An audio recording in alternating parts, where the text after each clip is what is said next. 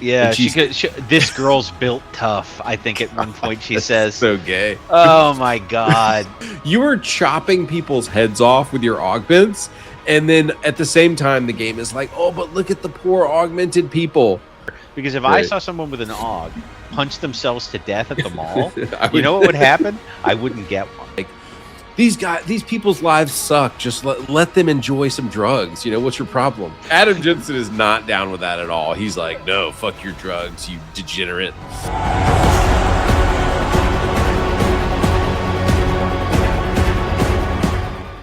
What's going on, boys? Andy Pants is here. We are doing the Save Scum podcast. This is the first podcast that we have done, and what we're going to be doing is we're going to be playing one game per month together with me and my buddy Trice here, and we're going to be doing a deep analysis of that game, probably like a 2 or 3 hour long episode, looking at the themes, the art, the graphics, just doing a deep analysis of it. So Trice, do you want to talk about yourself, dude? Sure.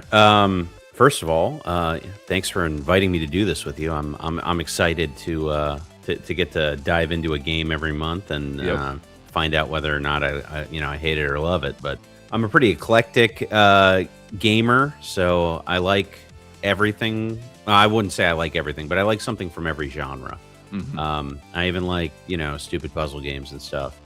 I'll play anything from Balatro. Find the cat in this picture. Yeah, well, I did have a stack of highlights magazines as a child, so I think I'd be good at that. Where's Waldo? Find the cat. Find the. Do you like hidden image games? Not so much, but I did play that game. Oh no, sorry, it's called a hidden object game. No, I think I'm past those as puzzle games go. It doesn't have to actually be your favorite game, but just for fun, give us like a snack here, like your favorite game of all time. My favorite game of all time, and this is mostly because of the nostalgia and the amount of fun I had with my friends playing it, would have to be the first Halo. The reason why I loved Halo so much is because in my fraternity house, we had like 2 of those dog shit projection TVs. Yeah, the huge ones with like the terrible picture quality. Yeah, and we had them on either side of the room of the TV room, and we put 2 couches back to back in the center of the room, and those were the teams, man. Whatever. If you got on one of the 2 couches, you were playing, and And then we had one person refereeing to make sure no one was screen looking, because that was a real problem back then. If you got caught screen looking, you got a beer can to the head, man. All right, dude. So what are we doing here? Well, we played Deus Ex: Mankind Divided. Although if it were made today, I'm pretty sure it would be called Person Kind Divided. Right. This game has a lot of wokeness in it. Although I don't think we were calling it that when this game was released. Yeah, I don't want to say it. I don't want to say it has a lot of wokeness in it. There's a decent helping of wokeness that you have to just kind of overlook to get to the good game, because it's a really good game. Just like a decent amount of woke slop that we were a bit more tolerant of in 2016. And I'll go as far as to say that when it comes to like dystopian sci-fi games, I'm a little bit more lenient on how much wokeness is in there. And part of that is because I believe wokeness is a dystopian future that we're trying to avoid. So if you're going to write a dystopian future, you're probably going to put wokeness in there because it's terrible. And you played Cyberpunk, right? I haven't yet. No, I've watched people play it, but I have not. Well, yeah, to your point, the genius of Cyberpunk is it kind of shows, like, if we just had a society with like no morality whatsoever, just sort of left to itself, where people did truly whatever they wanted and they were just as disgusting as they wanted to be, it would create Cyberpunk 2077. And it's sort of like a parable of like, oh yeah, if there's like absolutely no moral constraint on society, that's the world that you get. And so there's it's kind of interesting. Yeah, it's I don't know who I'm paraphrasing here, but I heard somebody else say this, just look at a behavior, right? And if everyone did it, would it make society fall? And then if that's the truth, if that's the case, then it's probably not a behavior anyone should be right. doing, It's not a good behavior. Yeah. Yeah. It's not something that we should be putting center stage and saying, "Hey, act like this." Yeah, yeah. But it's a so Deus Ex: Mankind Divided is a first-person stealth shooter developed by Eidos Montreal, which is now I don't even know if it exists anymore, but it was at some point acquired by Square Enix. All right, so getting into the game, I just kind of want to set the stage here. So, Mankind Divided is the fourth Deus Ex games. If you've never played a Deus Ex game, and by the way, everybody seems to agree that we're not going to get another one past this. It just didn't do well enough. So, the first Deus Ex came out in 2000. It's legendary. And these games kind of all presuppose what if every conspiracy theory is true and there was an Illuminati running everything. That's sort of the base lore of the Deus Ex games. In this one, you play as Adam Jensen. He works for TF-29. He is a mechanically augmented anti-terrorist operative. The game is set in 2029. But the world looks pretty close to what we have today. There's not a ton of differences. The main difference is that mankind is divided into what are called naturals and augs in this game. Augs are people with augmented body prosthetics, and naturals are people with no cybernetics on them. And the whole game kind of centers around the tension between naturals and augs. That's sort of the centerpiece of the drama of the game. But that reminded me, Jason, what was the funny detail you picked up about the Arabs, about Islamic people? Yeah, they mentioned at the beginning of the game that when discussing the first mission, because the first mission takes place in the Middle East, Right. They were discussing how, well, the terrorists who are there aren't Muslim, and the reason why they're not Muslim is because getting augments is haram. And which is kind of a hilarious concept that that terrorists would care about what's haram, because it's sort of a widely known thing that radical Muslim imams Right. don't they've stated that it's okay to violate the tenets of Islam in furtherance of jihad. Right. So the idea of this is ridiculous. But on that, the whole reason they're saying this disclaimer is because, look, we know this is a terrorist game, right? But it's not a racist terrorist game, or at least it's not a racist terrorist game in the way that you think. It's a different kind of racism, a new racism. All right, a more dangerous one, and we'll tell you about it. Dude, speaking of terrorist shit, my wife and I were talking tonight. I totally forgot that in 2015 in France there was a terrorist attack that killed where they killed 130 different people. Do you remember that? Was that the one at the concert venue?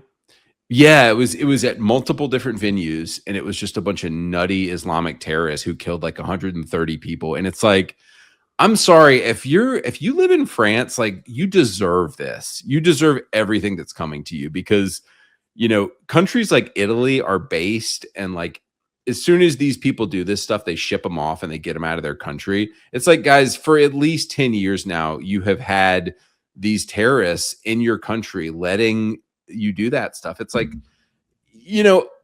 I will admit there's peaceful Arab people. If you have a peaceful Arab Middle Eastern person, you should let them into your country.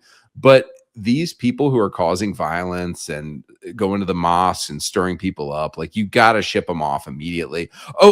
Sorry, but the whole reason this came up was because the dude who initiated all of those attacks just got released from prison in Paris today.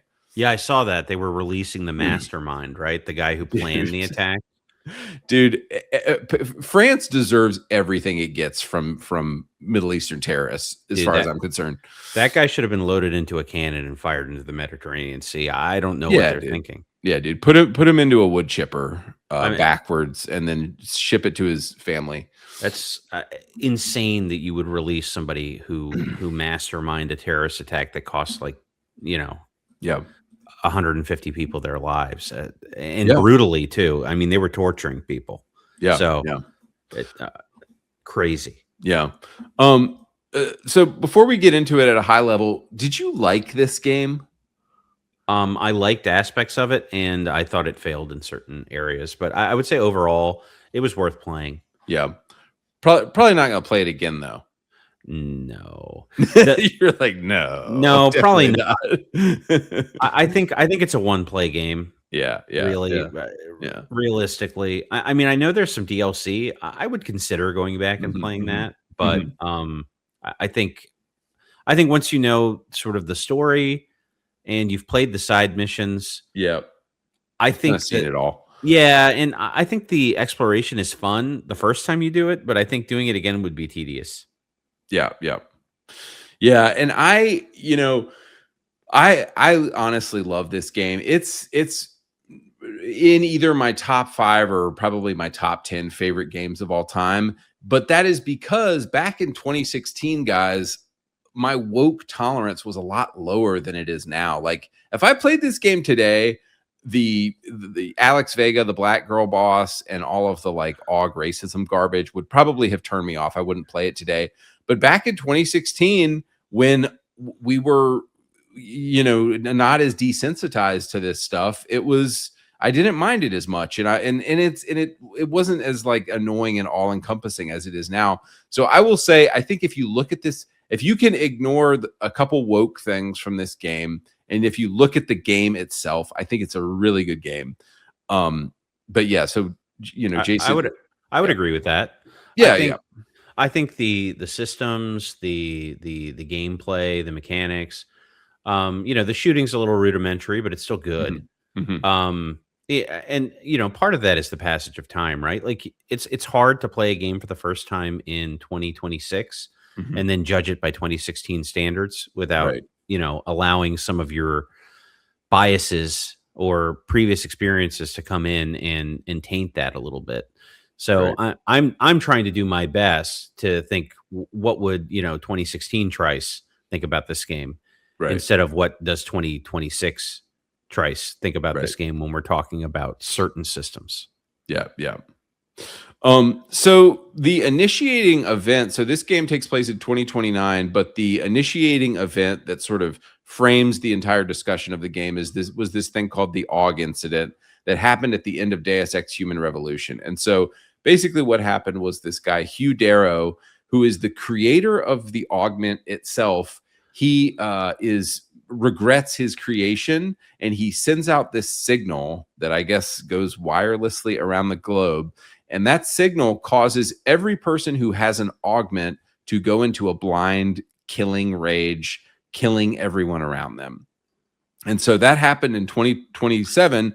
And naturally, it caused everybody to think, well, I guess, AUGs are not safe because this guy, Hugh Darrow, who had a kill switch, who can just broadcast a signal out and cause everybody with an AUG to go crazy, maybe I should tear my AUGs out. Maybe I shouldn't have my AUGs. I didn't know that these could be controlled remotely, and I didn't know that I could be hijacked. And so what has happened is we have a divided mankind now between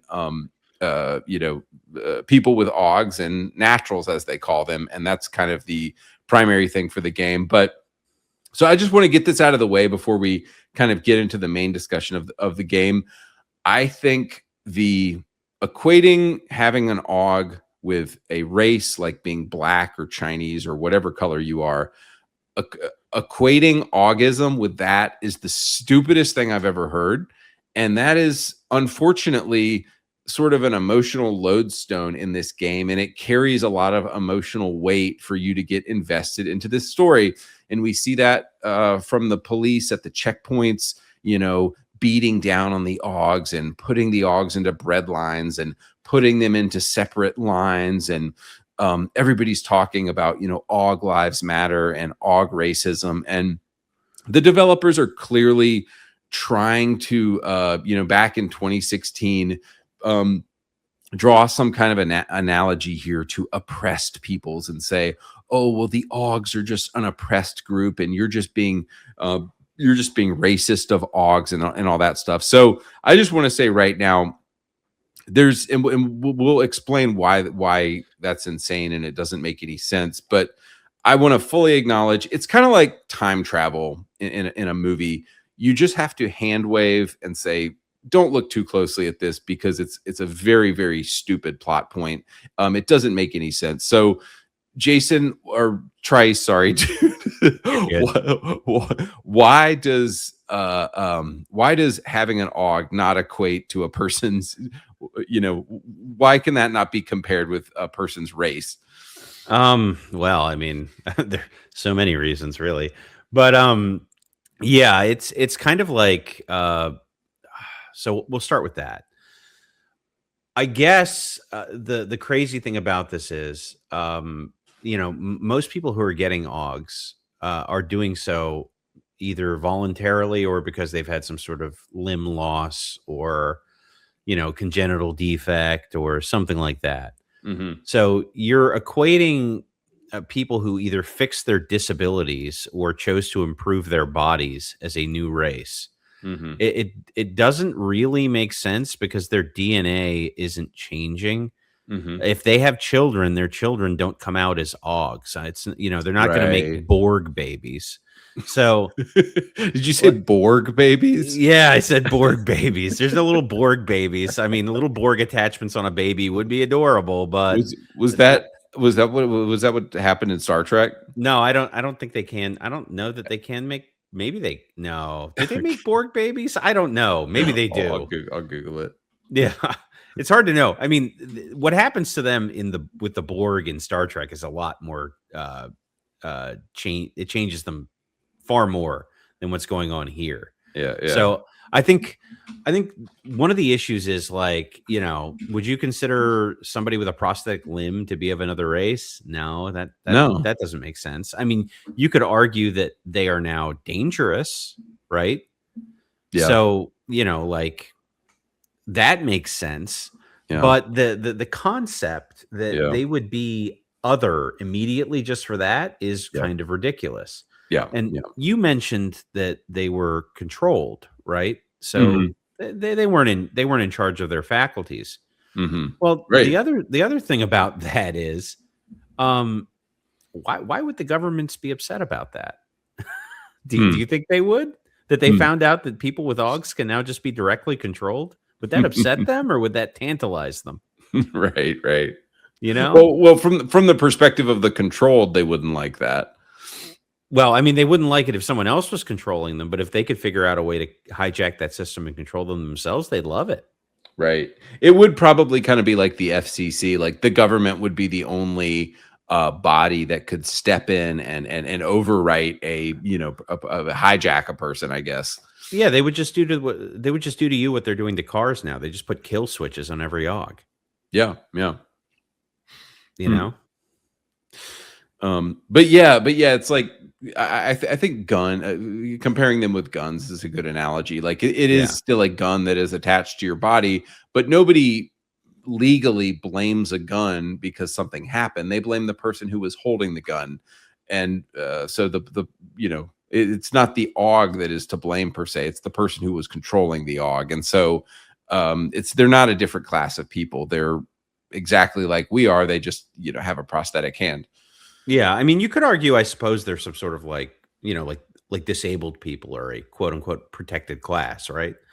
You could argue that, but it doesn't really make sense that they would be a different race. And I think that's what they were going for. They were trying to say, oh, they're like, we're treating them as a different class or caste of people. Yeah. But they didn't say that. They just wanted to use the word racism really bad. Yeah.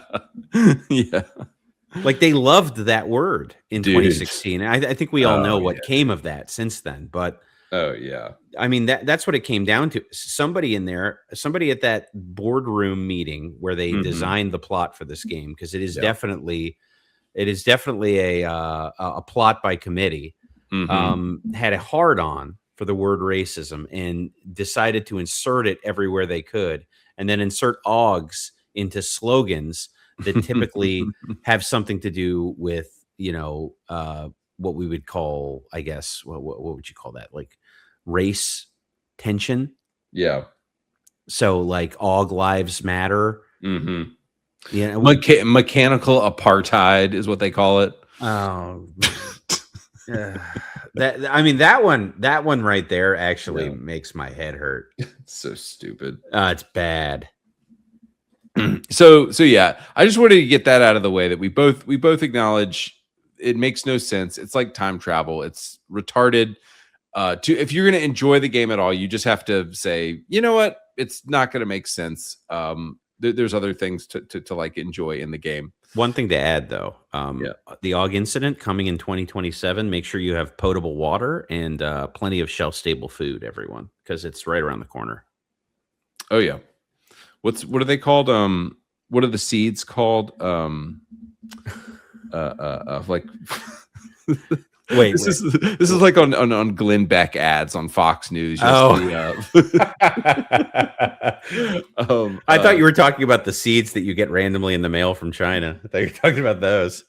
No, it's like non-hybrid seeds or something. Basically, if you go by, I don't know why I know this. This is like some real prepper knowledge. If you go by seeds like from the store, they'll work to plant like one item of something, but you have to get non-hybrid seeds or something so that you can continuously plant things in your new future garden, you know? Yes, yeah. When society collapses. I'm aware of this only because I worked with migrant farm workers one summer who were doing corn detasseling, and the whole reason you do that is because you're creating hybrid seed corn. So, oh, that's cool. Yeah, well, were you working alongside them, or were you whipping them? I was working for Legal Services Corporation because I was in law school at the time, and Nice. We were helping them with their See, this is something people don't know. Illegal aliens can file employment law claims against employers, and no one in the system will report them to ICE for being here illegally. Dude, that's crazy. Yep. How can you, if you're not a citizen and you don't have an ID, how can you sue somebody? You can. I mean, you could sue somebody if you get deported to, like Guatemala. And if you can find an attorney who's willing to take the case in the United States, you can sue them. And yeah, I mean, they have a valid claim if they were promised, certain employment terms. You could argue they have a valid claim. I would argue that there is no valid contract for work in the United States if you're not here legally, because that contract is illegal. Yeah, that's what I would argue as somebody who went to law school, but that is not currently how it's done. Yeah. So, it's like you see all these people are trying to get you emotional by saying, "Oh, this person came here illegally. They had a child, and everybody's being so mean to the child." The selfishness was the person who came here illegally and had a child, and like, I'm sorry, if you cared about that child, you would not have brought that child into the world under illegal circumstances. You are a shitty, selfish person for doing that. And so I don't feel sorry for the child, because the parent of that child brought the child here illegally and had them illegally, Yeah, I actually do feel sorry for them, but it doesn't mean that they get to stay. I think that, as somebody who went to law school, and I read more case law than I care to admit. I think that there's always people who suffer at the margins of any law, even if it's a good law. There are people who suffer at the margins, and those just happen to be the people who suffer at the margins here. Yeah. I think that there's nothing that can be done. Anything that lets them stay promotes more illegal immigration. Yeah. So you just have to live with the fact that, yes, it sucks for them, but it's always going to suck for someone, because if they stay, it sucks for us. Yeah. And we really didn't do anything wrong at all. Yeah. So, no, but Jason, the USA is evil for having immigration laws, even though Switzerland does it and it's fine. Japan does it and it's fine. Italy does it and it's fine. But the USA isn't allowed to have any immigration laws. Yeah, I would say that's true if you look at the mass media. But if you talk to leftists, they actually think Japan is kind of evil for having immigration laws. Oh, So interesting. yeah, I think if you talk to people who are really on the far left, and I met a lot of those people in law school. Uh, They hate Japan. yeah, I mean they truly believe in an open borders world. It's insane. Yeah, I mean they consider themselves citizens of that world, right? Some Marxist unigovernment that controls the whole world. That's what they see as their utopia. So we can So, open border into their house and drop the illegals off at their house, right? well, funny what you mentioned that, because although they would agree that they don't necessarily have enough space to share with them, most of these people picture themselves as part of the ruling class in this new Right, world. exactly. So they would say yes, but they would also in the back of their mind think, well, that would I'm never part of come down on me, right? right. I'm part of the ruling class. You people down there should obey the laws that I pass, but not. I don't. Rules for thee, not for me. Yeah, I want us all to be equal, but I also plan to be part of the group that's more equal than others. You know? I want us to all be equal, but I want to be more equal than everybody else. Yeah, I mean, we're more equal, and that's why Right. we get to have like a staff of slaves. But that Right. but everyone else is like less equal, but still kind of equal, you know? Right. All right, let's get back to talking about the game here. So, Yeah. getting into the system. So, this game is basically a first-person stealth shooter / immersive sim. This isn't Call of Duty. It's not meant to be played like Call of Duty. As much as I love those games, the pace is slower. You can interact with everything, which is a hallmark of the immersive sim. And it's more like Fallout or Cyberpunk to play. And I would say sort of the hallmark of the immersive sim is everything in the environment is more realistically interactable than the average way in which you would play a first person shooter type game. And so you will notice, as you're playing Mankind Divided, if the keypad, if you're not able to hack the keypad to get into somebody's house, you could also shoot the door down with a gun. You could also jump over jump over and get on the windowsill and slide down the window and then open up the window. It's that kind of game where there's multiple ways of entry and there's tons of different things you can do. So Wait, can you shoot the keypads? no, you can't shoot the keypads, but if the door has an energy bar, you can often shoot down the door, which I did a lot. What? I didn't know that. Yeah. Dishonored. Yeah. If you play the Dishonored games, that's also in the Dishonored games. And I think Cyberpunk, you could shoot down doors. Oh, I never tried that in this game. Does do the EMP, does that work on doors? Because I never tried that either. No, I think it would just shut the keypad off. A grenade would definitely blow open a door, though. Really? Yeah. Huh. Well, learned something new way too late. But yeah, on that second playthrough, on that New Game Plus. Yeah, I won't be doing that. Not gonna happen. All right, Jason, do you want to tell us about the stealth system and cover system in this game, and like if you thought it was working or not? Yeah, I can cover that. The stealth system in the game is pretty good. There's a couple hiccups in it, but for the most part, you get seen when you expect to get seen, and then there are certain augments that give you more information on your mini map that will allow you to sort of figure out when you'd be seen. But by and large, you can sort of determine if someone's looking at you, they're going to see you, and if they're not, then they won't unless you make noise. So, right, and you get the standard little yellow energy bar showing, hey, somebody's about to see you. It goes from yellow to red when they've actually seen you. Yeah, and that goes back to what, like Metal Gear Solid, probably. Yeah. So they basically used that old system, and it's a good one. So I don't know why you would change it. Yeah.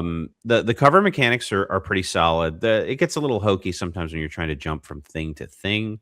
But for the most part, it's pretty good. And there's options for how to get from point A to point B. You can leap over things. You can go around things.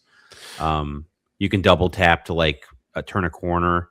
So there's a I think they're both pretty mechanically sound and useful systems. Mhm. Now I was saying there's a couple of hiccups in the stealth system, and one of those is getting things to reset once you've triggered something.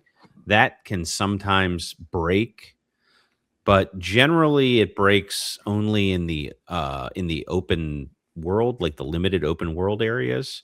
And the Mhm. reason for that is normal citizens will panic endlessly sometimes. They just And have high anxiety.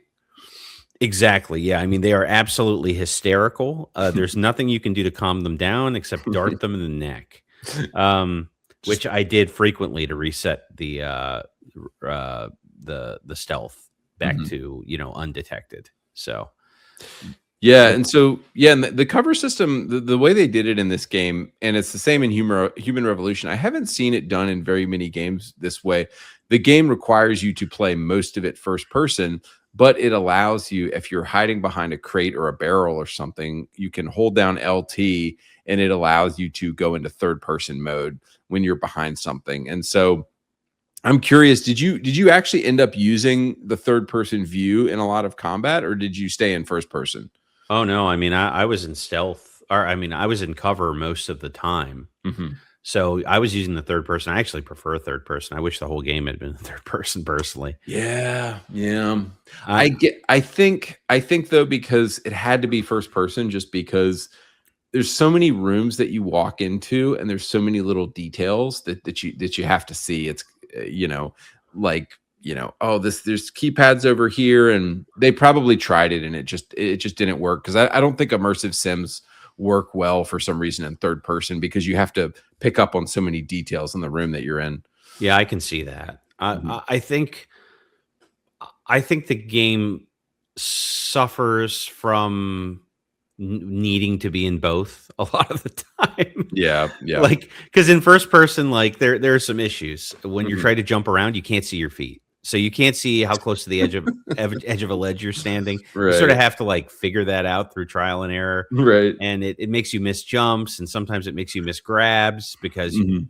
can't really see your body or your hands. Right.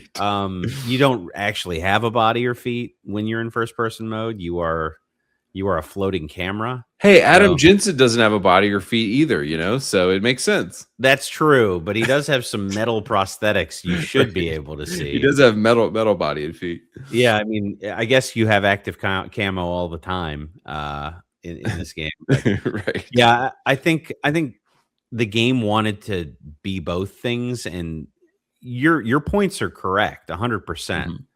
Like, it makes perfect sense that you would wanna be looking through your eyes when you're doing recon and you're looking around a room. Right. But in combat and when platforming, 100% I wanted to be in third person. Yeah, yeah. Yeah, like, and you never played, Prey 2017, did you? No, I didn't. Yeah. That's an interesting game to compare with this one, because that game does not have it's not a stealth game, and it works really well in the first person, but I feel like I kind of agree with you. Like, well, and Dishonored is another game similar to this with stealth that is entirely in the first person. But I kind of agree with you that, like, stealth, you need to be in third person to do stealth, It does feel that way. you know. I t Oh, I totally agree. yeah. So moving on here, you want to tell us a bit about augmentations? Yeah, I mean, there are some really good ones, and then there were some that I didn't think were all that useful. But some of them were basically like, um, you ever play like Ocarina of Time? Yeah. So you have to get certain items or certain tools to be able to destroy certain obstacles, and Hmm. some of these played like that. Like, for instance, the uh the the rebreather that Hmm. allows you to deal with gas, poisonous Hmm. gas. That thing allows you to get to certain areas in Right. certain ways that you wouldn't be able to without it. So some of them are like that, where or being able to bust through walls, right? That's Hmm. an augment. Hmm. So those are sort of like they allow you to traverse the environment and get to new areas, or get to areas with better paths, or provide you more routes through a level. Mm-hmm. So there's that group, and those are always useful. Mega jump is another one that's always useful. Oh yeah. And then there are some others like slow down time. I didn't use at all. But things like the computer hacking, you can choose, and you went a different route on this. I went deep into hacking because I liked Mhm. the hacking. Yep. But there's another option here, right? Yeah. The multi-tools. So I actually found this out that apparently, and this is kind of another thing in the controversy of the game that made the game not sell well, was they added these really strange microtransactions into this game because, you know, Square Enix is just greedy and they wanted money. Yeah. But one of the augments that was locked behind a paywall was the ability to take random objects and guns and break those down into scrap parts. And so you had to buy like the ultra augmented edition of the game to get that. I'm glad they updated the game and they just put it in the game normally, so you could get it normally now. But scrap can quickly be used to create a multi-tool. And the multi-tools, Jason is saying that he used computer hacking to get through most of the game. I use multi-tools to get through most of the game because a multi-tool will unlock a level 5 door, and multi-tools are just super OP in my opinion.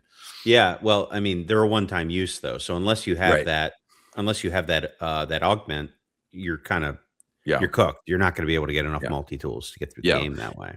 Right.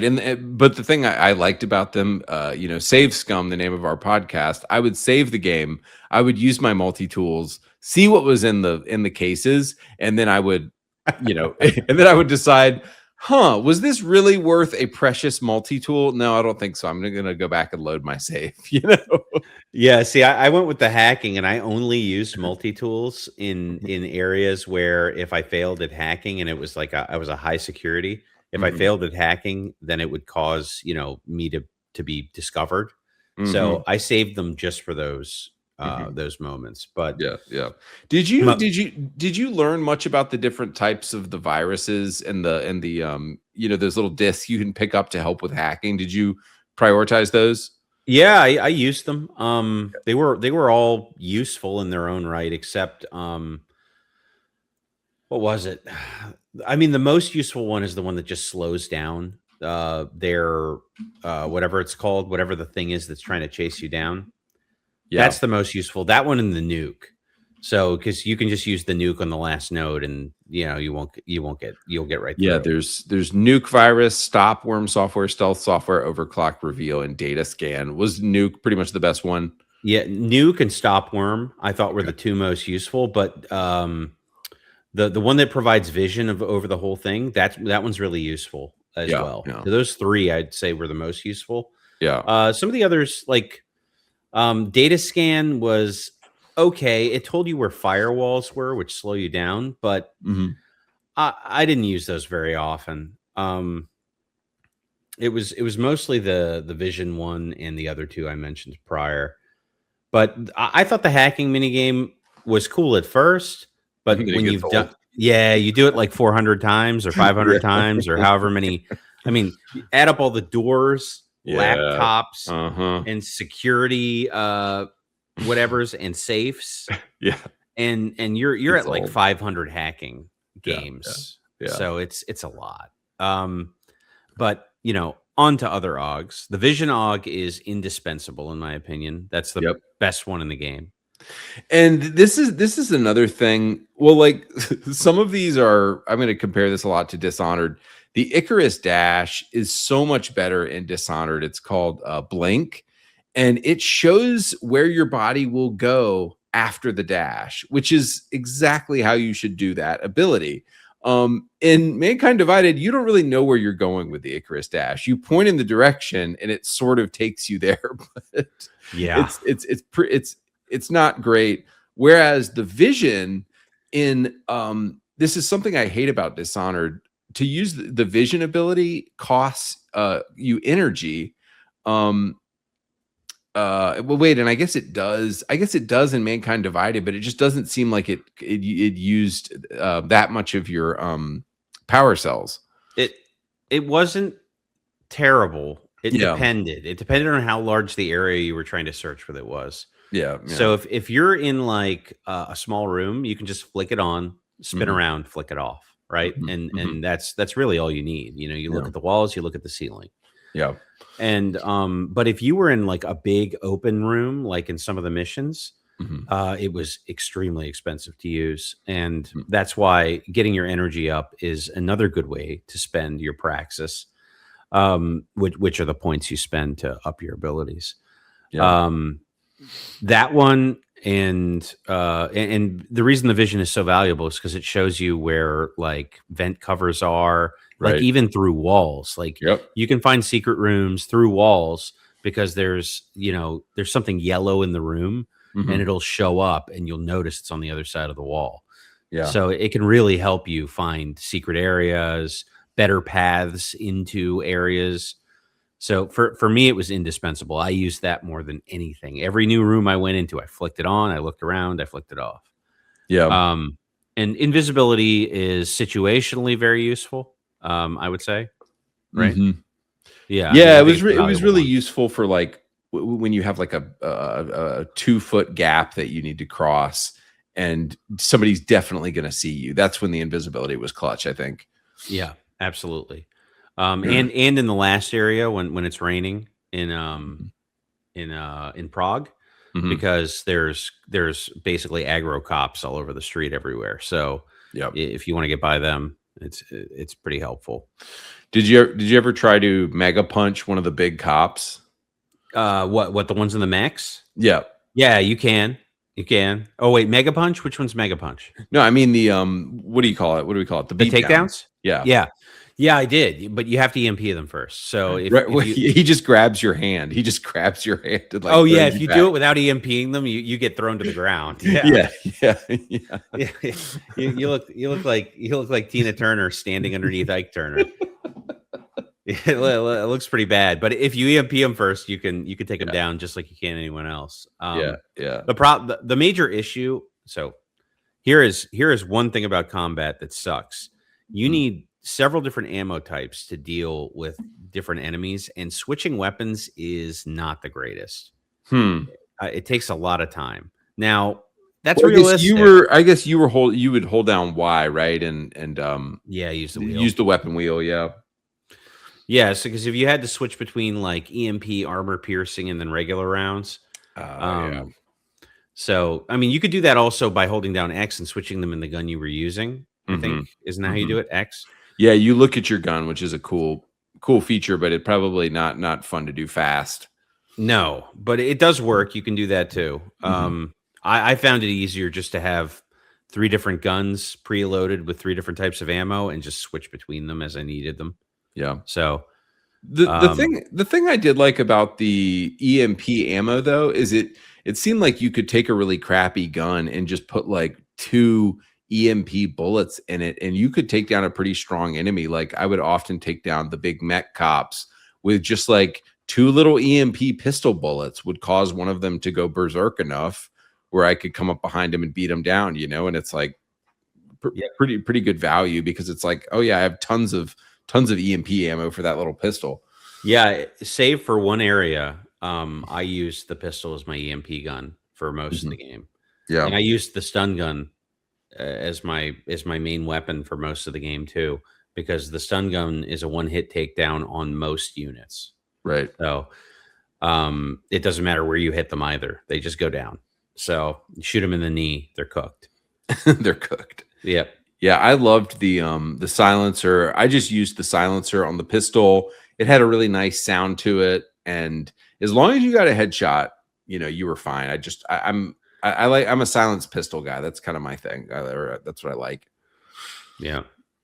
One thing I wanted to explain here was and I haven't seen this in a lot of games, but it was the same way in Human Revolution in this game where you have this big I keep calling it power cell. What's the name of the energy in Mankind Divided? Aren't they called energy cells? Yeah, energy cells or power cells. You had this big energy cell bar, so that if you took like your energy cell vitamins or whatever, you could fill that bar up so that you could perform a lot of augments. But the only amount that it would recharge by default was just a tiny little battery cell.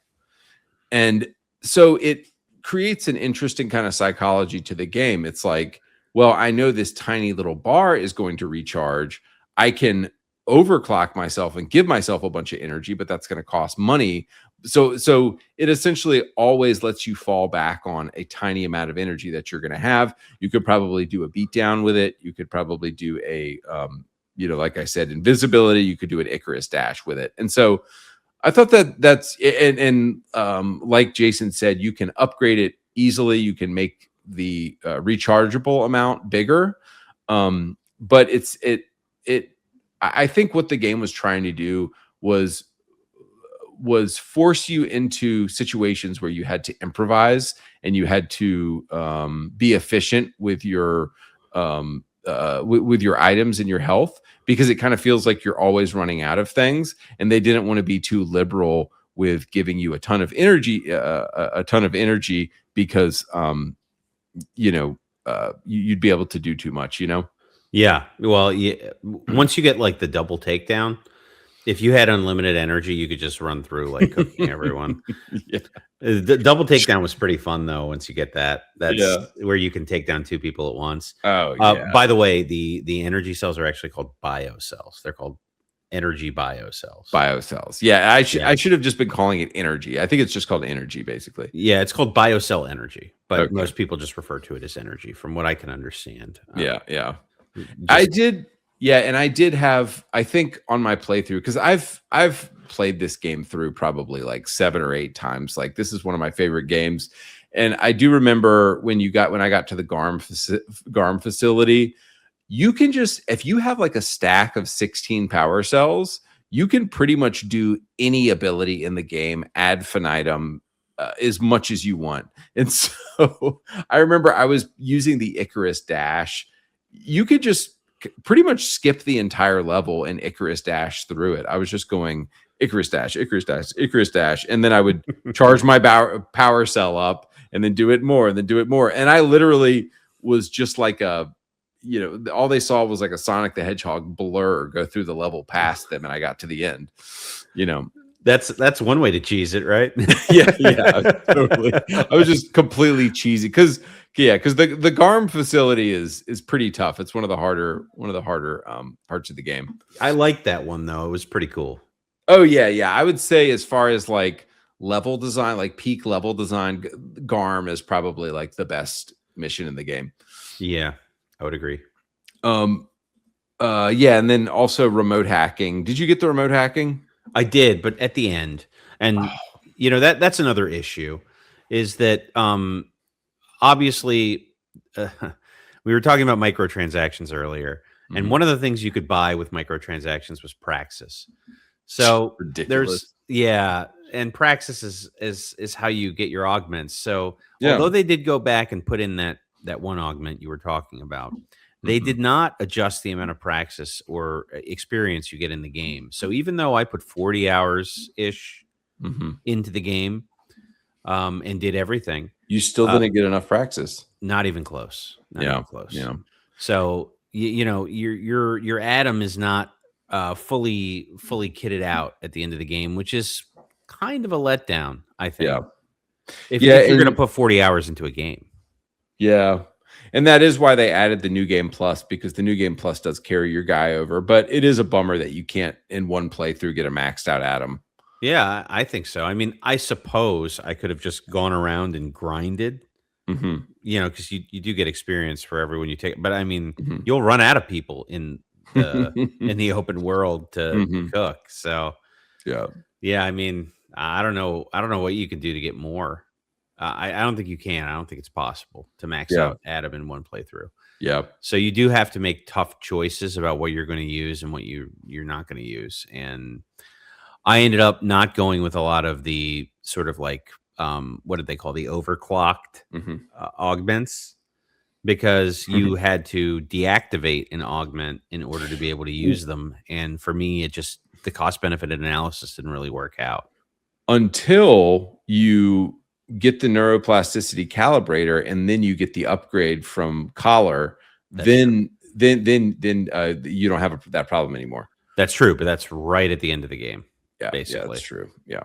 So that's another thing is that you're limited from being able to use all these bells and whistles by this mission that you pick up right at the beginning of the game, but that doesn't come to fruition until the very end of the game, which kind of sucks. I think that's a pacing issue. I think that should have been available in the second chapter, personally. Yeah. Are you an achievement guy? Sometimes. There are games where I've tried to hunt all the achievements. Like Vampire Survivors. But that's just because a random game, Vampire Survivors. Yeah, just because that's like a brainless retard game that I enjoy. But brainless retard. But a game like this, where some of the achievements are probably unachievable for me at my skill level, I would look at those and say, I'm probably not going to do that, because a lot of them are stealth based, right? Where you have to basically clear the game without ever being seen. Yeah. So, yeah, and there is one random achievement where you go straight to Otar Bakavelli and you get the neuroplasticity calibrator and you bring it to him before he even asks for it. And he's just like, oh, whoa, how do you have this? I haven't even asked you for it yet. And it's just like a cool achievement because, you know the future because you've already played the game already. That's funny. Yeah, dude, my old podcast that I did a few years ago with some guys, several of them were what's it called, platinum guys. Like they love to platinum like a PlayStation game or get the plat. They love to get the plats.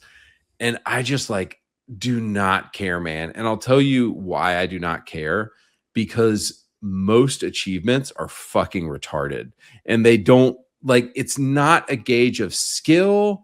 It's not a gauge of being good at the game. It's never like this person's ability is incredible.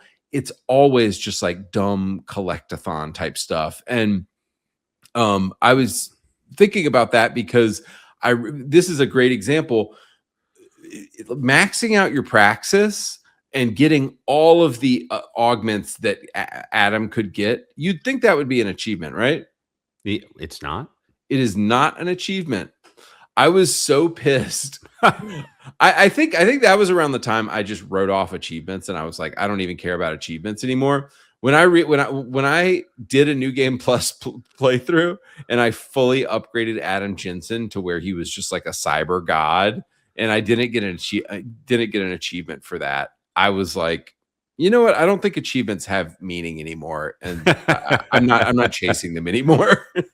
Yeah, I've always thought of it this way for achievements. If it promotes a game style I'm interested in trying, I'll go for it. Right. If it promotes a game style I think would ruin the game for me, I don't do it. Right. And I'm not willing to grind endlessly just to show that I can do it, and I'm not willing to suffer for an achievement. Right. So I play games for fun, right? Right. So who are you doing this for? The guy who created the achievement just to be like a little hamster wheel for you to dance in,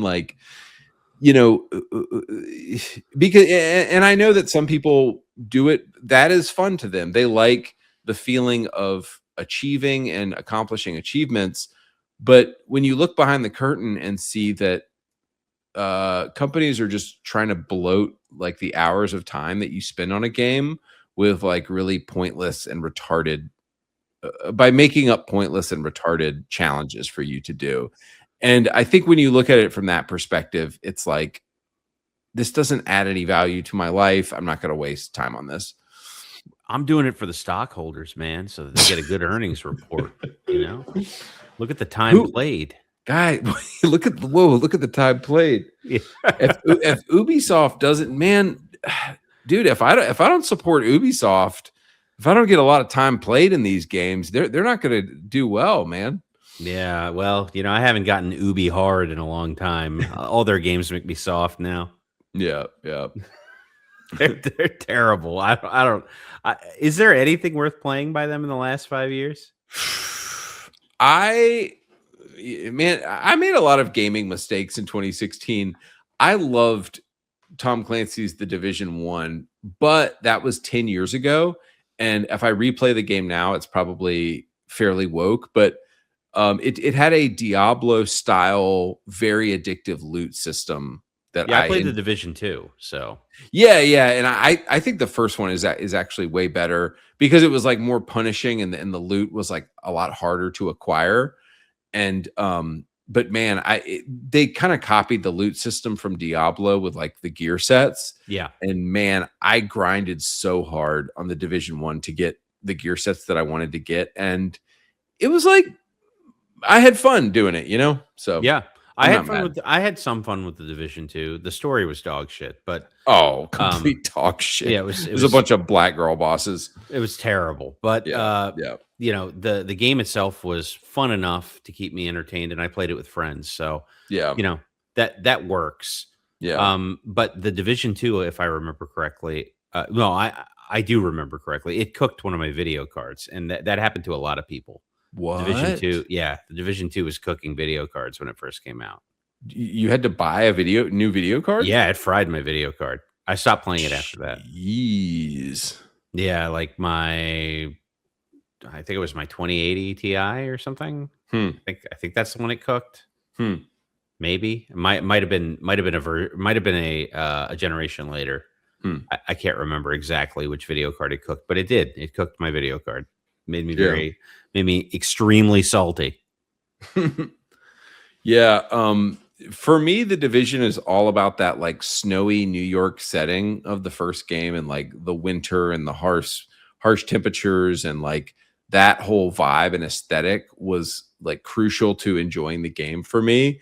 And when I saw that they brought you to DC in the summertime and it's all like colorful and hot, it was like, I don't know, it just didn't feel like Division anymore. Well, what's funny about it is I grew up in the DC area, so being able to run around DC in the game was sort of interesting for me because I spent a lot of time there. But yeah, it was like running through it was running through like old neighborhoods I'd spent time in, so it was interesting. That is cool. Yeah. And it's a beautiful game. It is. Yeah, it looks good. Yeah. So getting on to guns and combat and the beatdown, was there anything, I guess we talked a bit about guns, but anything particular about guns? Did you feel like the guns were working well in this game, or were there not enough, or were there too many? I think all the guns did what they were supposed to do, but some of them were useless. And Like which? Yeah, the sniper rifle is largely useless in my opinion. But yeah, I think the the sniper dart gun is much better. The trank rifle. Yeah, the trank rifle. Yeah, I think the actual sniper rifle, even with a silencer on it, it still alerts everyone when you fire it. I don't know. I don't think it accomplishes its purpose. I couldn't find a good use case for it. The revolver is another gun that doesn't really have a great use case. I mean, you're better off with the other pistol, I think, because you can silence it. The revolver does not have a silencer, if I recall correctly. Because it's like a dirty, hairy gun. It's like, goom. Yeah, I mean, I guess if it's your fantasy to just like hand cannon people all day, then it's in there for you. But I don't think it's a very effective weapon in the game, personally. But, and then the grenade launcher is great, but it's really hard to find ammo for. And but you can get a grenade launcher very early in the game if you're willing to steal from the cops, because there's a paddy wagon right by the starting area, and you can snatch one from in there. Oh, that's nice. Yep. Yeah, I bet that was, and then run like hell. yeah, I bet. I kept saying as you were playing this game, I was like, oh man, it's not like Doom. Don't try to play it like Call of Duty where you rush in. But it would be fun to do just like a full-on aggressive playthrough of this game where you only do combat and roll up into the Palisade Bank with just like Arnold Schwarzenegger, just like tons of grenade launcher ammo. And it's like, I'm not playing this game the way it's supposed to be played. I'm just going to go full on chaotic guns every time. I think you could do it if you had the right AUG build. Mm-hmm. Like if you had the crazy, what was it? The rhinodermal armor. Is that the one that's like makes you invulnerable for a brief period? If you had max energy, rhinodermal armor, the other armor, like nano, like what is it? Nano blades? Is that the one that one would help? Yeah. You need max health. Yeah. You need the max health recharging, probably.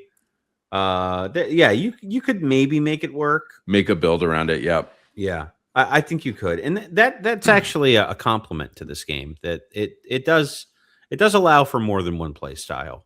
Yeah, yeah, and I did have fun fooling around with the stop time thing because it's like a lot of AUGs where it essentially just drains your biocell energy the longer you use it. So like I remember I was playing Cyberpunk, and you can't really stop time for very long in Cyberpunk.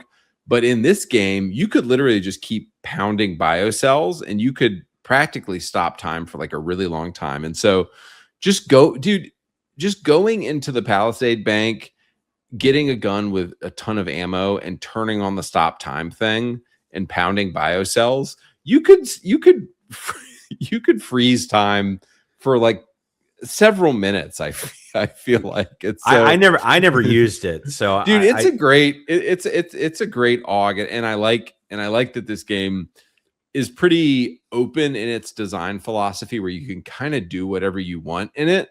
But yeah, I'm just visualizing taking a bunch of grenade launchers and guns into the Palisade Bank and just mowing down all those robots, and like you're moving, in slow motion the whole time. Like it could be pretty cool. Is it like Peps from like the Fallout games, or no, it doesn't, you don't actually stop. It kind of you hit it and you do not slow down, but you do not slow down, but everybody around you slows down. And so you're still moving at full speed while everyone around you is kind of moving incredibly slow. Oh yeah, I mean that would also be probably integral to the Juggernaut build we were talking about, where you just go in and kill everyone. Oh yeah, I would think. Yeah. I didn't know it worked that way. I don't know. Maybe I should New Game Plus it sometime and just try all the different AUGs I never got. Yeah. I would. The way I played this game, I would let my praxis kits just kind of stack up. And then I would wait until I got to like a ladder I couldn't get up or something. And then I'd be like, oh crap, I guess I need to use a praxis kit to get a new ability here. Yeah, you get the double jump or whatever it is. The mega jump. Yeah. But moving on to the environment and the design of the levels in this game, this is kind of like the crowning achievement of this game. And it's sort of what everybody talks about because, guns and augments, those are done in a lot of games, but the interconnected nature of all of the maps, with Prague sort of being at the centerpiece of all that, is kind of the hallmark of this game and what I think it'll be, what I think it's going to be famous for or remembered for. And then also, if you look at Human Revolution, the city areas in the last game were not nearly as dense as Prague. And so, with Prague, you've got rooftops, then you've got pretty much every apartment, it seemed like you could go inside. And then you've got the street level with a bunch of shops connected to garages, connected to apartments via pipes and via air ducts. And then you've got underground with the sewer connected through all kinds of different things where you'd go up into a random sewer grate and you end up in somebody's bathroom in like a fancy looking apartment. And the thing I love about this game is because I'm not necessarily a fan of, I like open world games, but it felt like it took a massive open world game and just crunched it down into a few city blocks with tons of secrets and tons of very high density of kind of level design. And so, Jason, I know you've talked about how you really enjoyed that as well. Yeah, I loved it. I totally agree with everything you said. The verticality of the levels is great. The density of things to find, things to do. They really pack a lot into, two one tiny area and then one larger area, right? Isn't that basically how it's split up? I think, right? Because Yeah, and it's I don't think we talked about this. Like the the subway thing is confusing because it says, oh, you can go to these 4 different stops on the subway line, but really what it's saying is that one of the stops is in Adam Jensen's apartment area of town, and then the other 3 stops are in the larger part of Prague. and there's one more stop, but that just goes to the bombing. Right, that just goes to Rizika Station. Yeah. So, yeah, I mean, I never tried to go to Rizika Station again. Can you? Yeah, if you go back, you just see a bunch of flowers and stuff that people have put up. Okay. Yeah. I never attempted that, but yeah. So the level design is the best part of the game by far. The bank is really well designed. I never got to see the Church of the Machinist or Church of the Machine God. Yeah. But I hear that's a pretty cool area as well, and they do a really good job of differentiating certain types of areas. Some of the apartment buildings look pretty cool, and there's just lots of stuff to find in a very closely packed area, which is great because you're not spending a lot of time legging around the city to find one thing. Yeah, the way you move through the environment doesn't feel wasteful because, like, I'm curious, would you say once you kind of found your first vent and discovered your first like secret room, were you kind of like, okay, I'm going to do the main story now and come back to it? Or were you like, oh, well, I'm just going to try to kind of find everything now? I mean, I get sidetracked easily in games like this. So yeah. For me, it was like the first time I realized I can literally just go anywhere and start picking shit up. But that's what I did. So I'm trying to find ways into places. Yeah. I'm getting killed by cops because I'm doing things you're not allowed to do, like stealing a grenade launcher from a paddy wagon. Right. And there was a lot of that, but a lot of trial and error early on too. And once I found my footing in the game, things went pretty smoothly. But yeah, I mean, just a lot of fun. I had more fun in the side missions and in the exploration than I did in the main story missions. Although there are some really good ones. I don't take this as like me crapping on the main story. I just happened to like that other content a little more. Yeah. The main story is it's like an episode of 24. Like you're hunting down the bomb maker, and you're hunting down a pretty standard terrorist plot of like, oh, who did the bombing? Let's find. Hang on one second here. I got to turn this junk off. Sorry. Let me just close my freaking Xbox app. You're good, dude. Stupid ass. Yeah, I turned off notifications on that. Stupid ass notifications. How do I close this, dude? Oh my gosh. Oh yeah, they make it like I think you have to kill it from your task. Jeez. There it is. Jeez. But okay, did you feel like and like any gamer naturally, as soon as we discover vents and like secrets, we're like all in on it. I guess there is a little bit of a disconnect between Adam Jensen being this like counter-terrorist good guy and then like rifling through everybody's belongings, and you show up in an old lady's bedroom with like a bag full of belongings. There's sort of like, I guess, a disconnect between that, but it's like nobody really cares. Like you're here to have fun, obviously. Yeah. I mean, if you look too hard, at the game, you're going to start to notice Right. that it doesn't really make sense. Doesn't really make sense. Yeah. Some Interpol agent is digging around in people's underwear drawer. Yeah. Yeah. So, I mean, especially because they're unconnected to any case, and you're basically just committing theft and just property committing theft. destruction. Yeah. Yeah. I mean, it's just for the sake of finding things that aren't yours. I guess there is something funny though about like when Adam talks to people, he's like this hardline good guy, and he just has this whole other second life that he doesn't tell anybody about, of just rooting through people's bedrooms. Well, he frequently in the story says, "I used to be a cop," but what he means is "used to be" is the operative word, because what he's doing is completely illegal. Yeah, So, yeah. He apparently does not care about theft. Not a crime in his book. Maybe he is a Marxist. Yeah, yeah.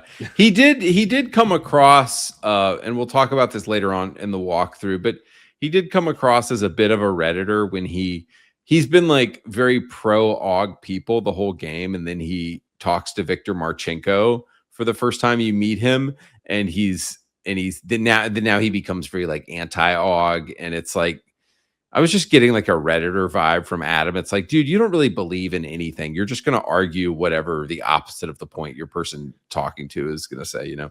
Yeah, he's just got oppositional defiance disorder.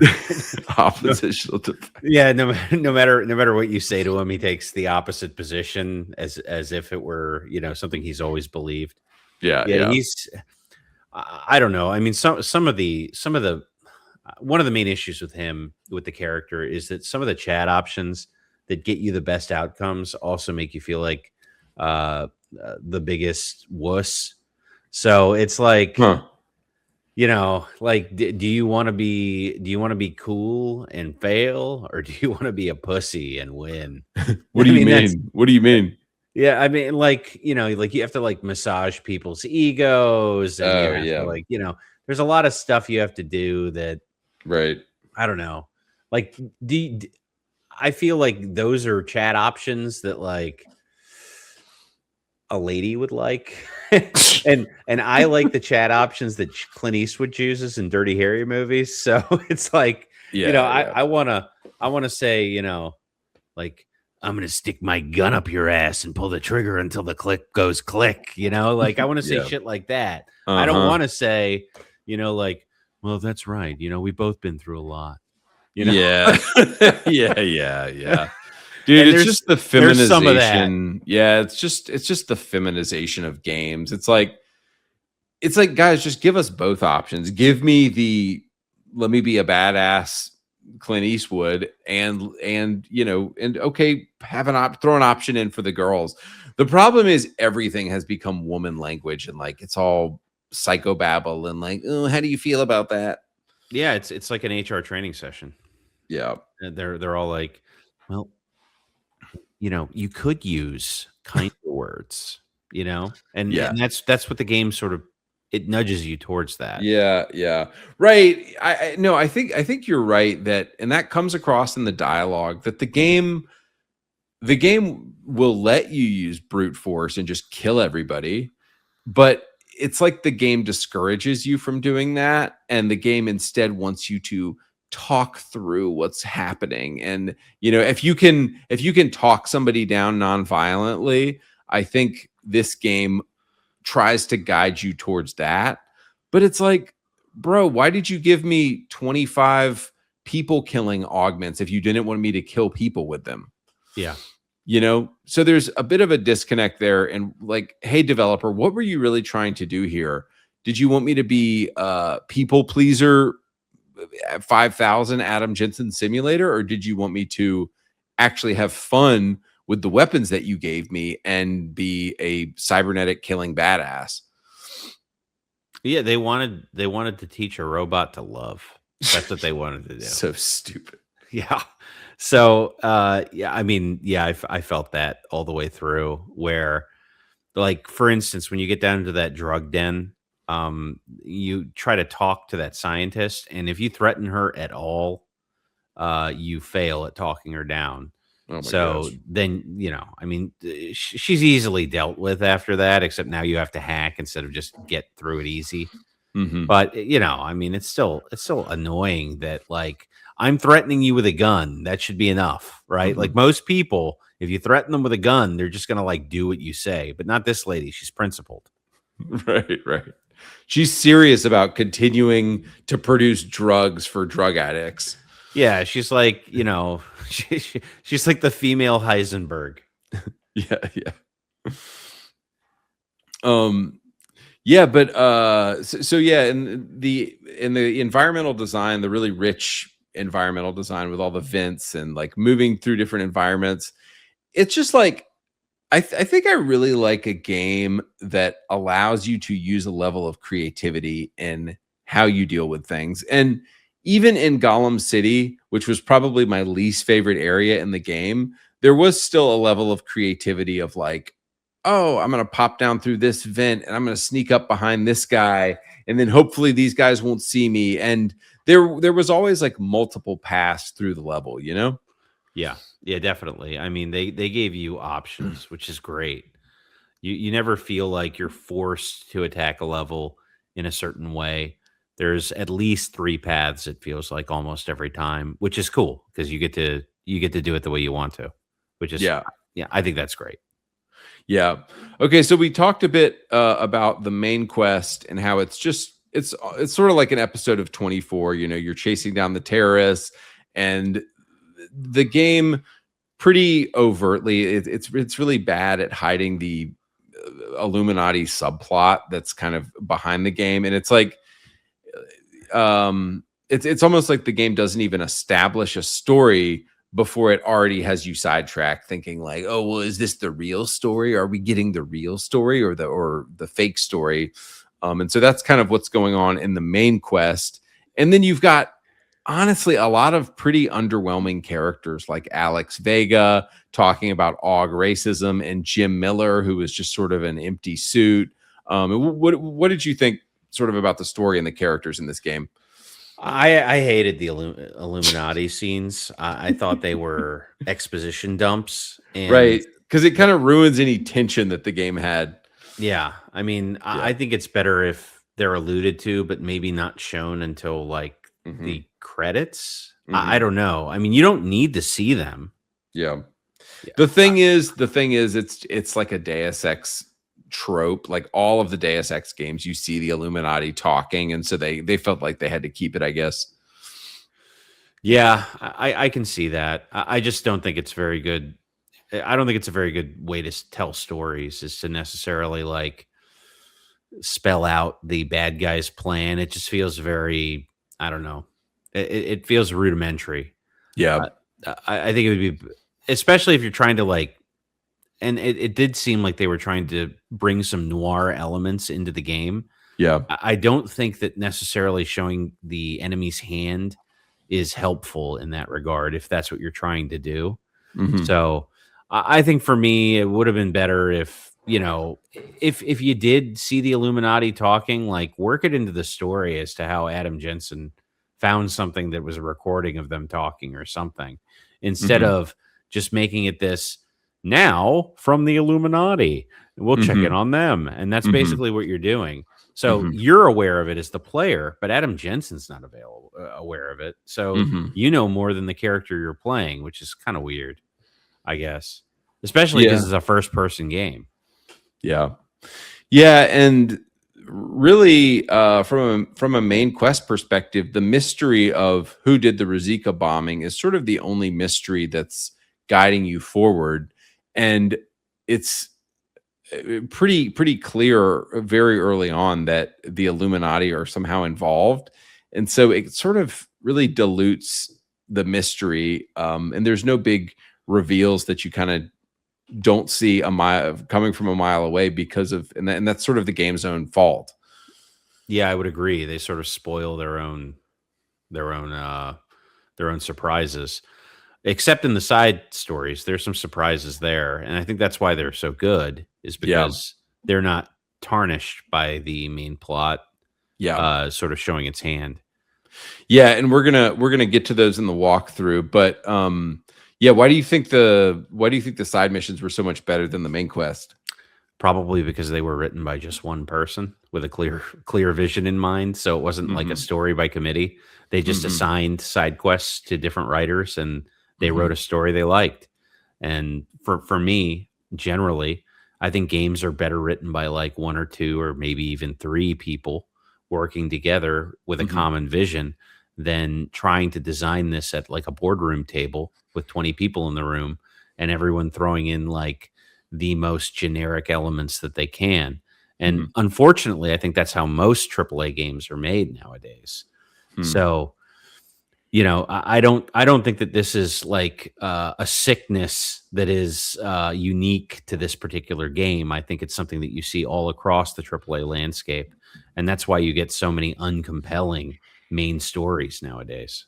Mhm.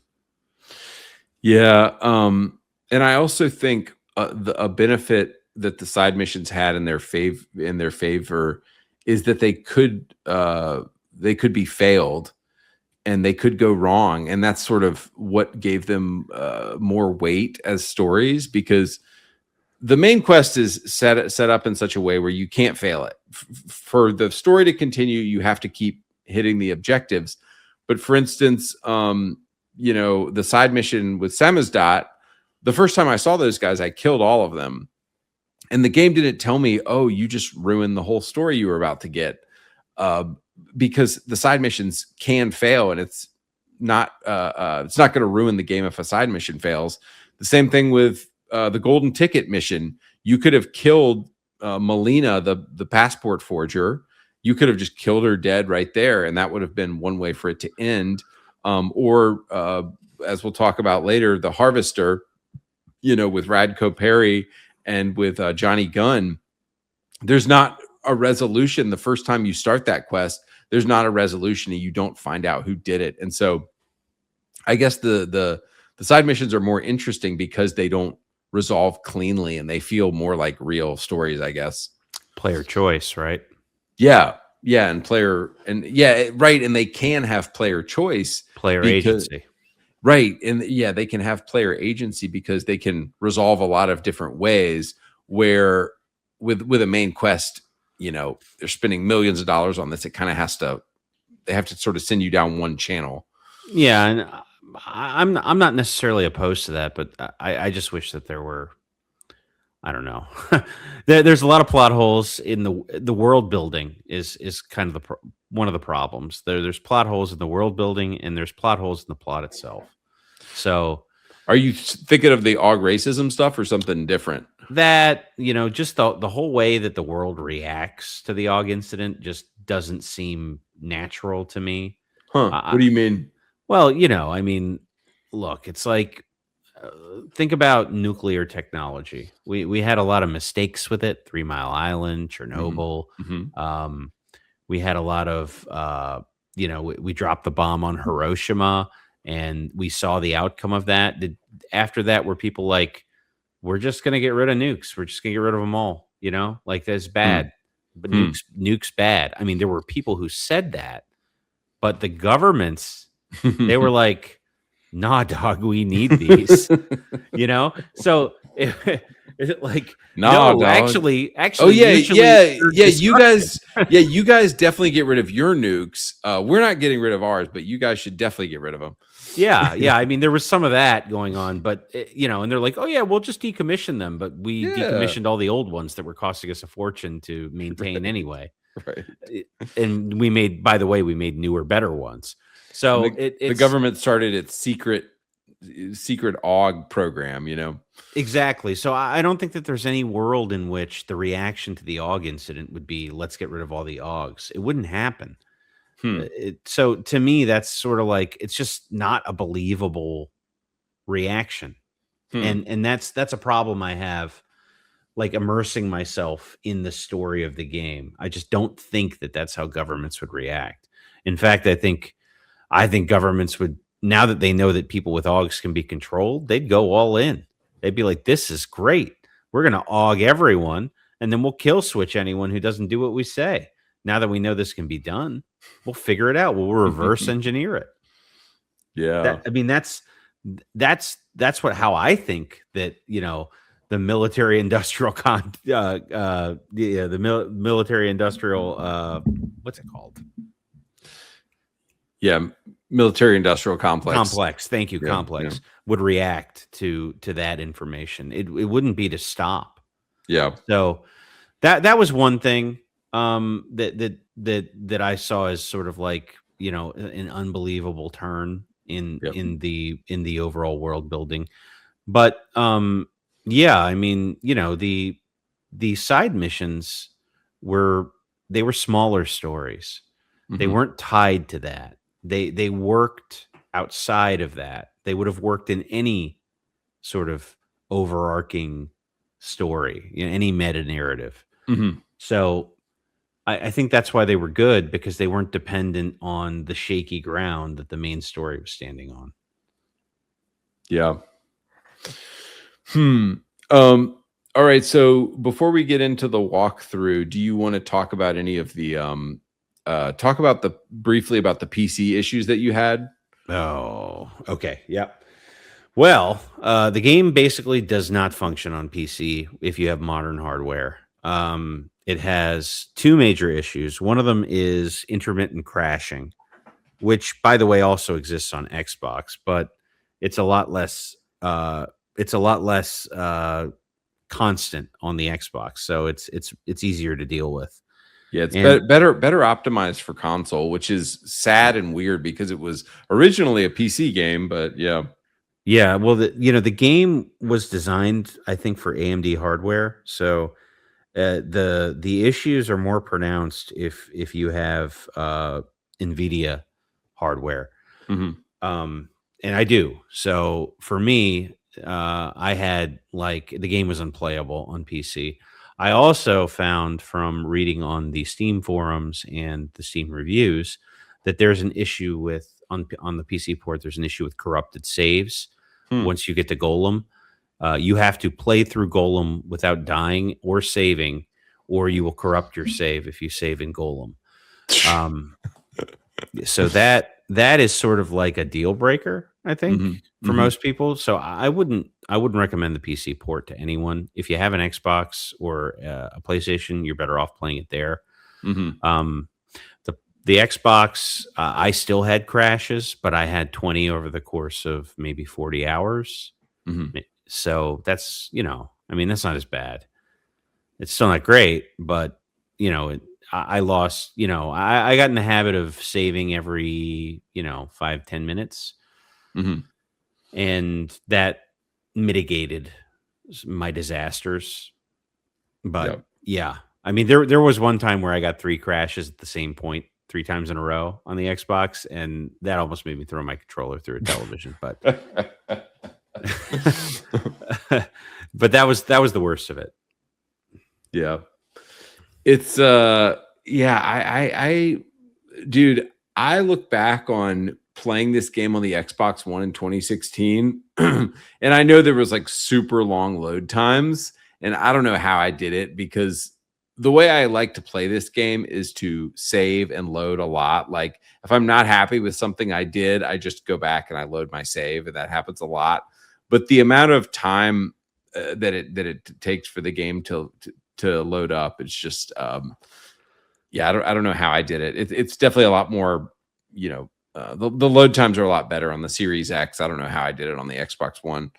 Well, I think we were just more patient people back then. I remember playing like Twisted Metal on the PS1, and the load times on that game were insane. And then going back and playing it years later and not remembering the load times were insane, and thinking, man, I was just a more patient kid than I thought, because I would sit there and wait with no problem. And now I'm like, well, game ever going to start? So, you know, it's interesting. It's interesting that I think we get spoiled by Yeah. by more modern technology. Legendary game though. What was the name of the guy with his arms? He was just a human between two tires. Oh shit, what was his name? Yeah, the guy yeah, he was augmented to be a car. Man, I can't remember his name. He was I a remember tough Sweet boss too. Tooth. Axel. Of course, his name was Axel. Yeah, because he's he's one. Yeah, he's an Yeah, actual Axel. yeah, I liked Warthog. He was my favorite, I think, to play in Spectre. I liked Spectre a lot. Oh, dude, it looks like they had. Did Spectre drive like a Mustang? Or no, I think it was a Stingray. Yeah. It Yeah. was like a ghost white Stingray, I think. Oh, dude, I was just Googling Axel Twisted Metal, and apparently he was in that new stupid TV show that they did for Twisted Metal. That's pretty cool. Oh, I didn't watch it. Is it any good? No, I think it was terrible, but the Axel character design looks cool. Maybe I'll check it out. If it's just stupid, I can watch it. If it's woke, I'm done. Huge difference between stupid and woke. Yeah, I mean, if it's just stupid, hey, you know, drink a soda, enjoy the show. Stupid and fun versus just like unbearable black girl boss teaching you a sermon about diversity. Yeah, unbearable. I don't need that. Did you see there's a woman on the cover of the new NBA 2K7? Really? A female, they're taking up space, they're stepping into new spaces where they haven't been welcome before. So there's a black woman on the cover of the NBA 2K7 game that's about to come out. Oh God, who is it? Angel Reese? Is that who they put on there? Yep, that's exactly who they did. Yep. Yeah, well, I mean, she's got interesting googly eyes. I'll say that, but no, I'm not interested in the WNBA, and they can't make me. They can't make me. No, they've tried for years to tell me that women's basketball is like a pure version of the sport, and I should watch it. Did they say a more pure version? Yeah, because there's less dunking and stuff, so it's like, yeah, their argument is it's a pure version of the sport. I can't I can't watch it. I've tried to watch it just because it's on TV and there's nothing else new, but it's brutal. I don't know why anyone would want to watch subpar athletic talent. Doesn't make any sense to me. I want to watch the worst people at doing this play each other. I mean, they're like not even hot, dude. Like, why would I watch that? They're not hot. They're not good at it. They're not hot. Yeah. I mean, if they were at least attractive, I could be like, hey, this is like the women's volleyball. Yeah, it's like the Victoria's Secret runway show or something. Mm-hmm. Something for the ladies, something for me. Nothing for me. Nothing for me. You know? So. All right. Well, we're going to get out of here, and we will be back soon to do the walkthrough.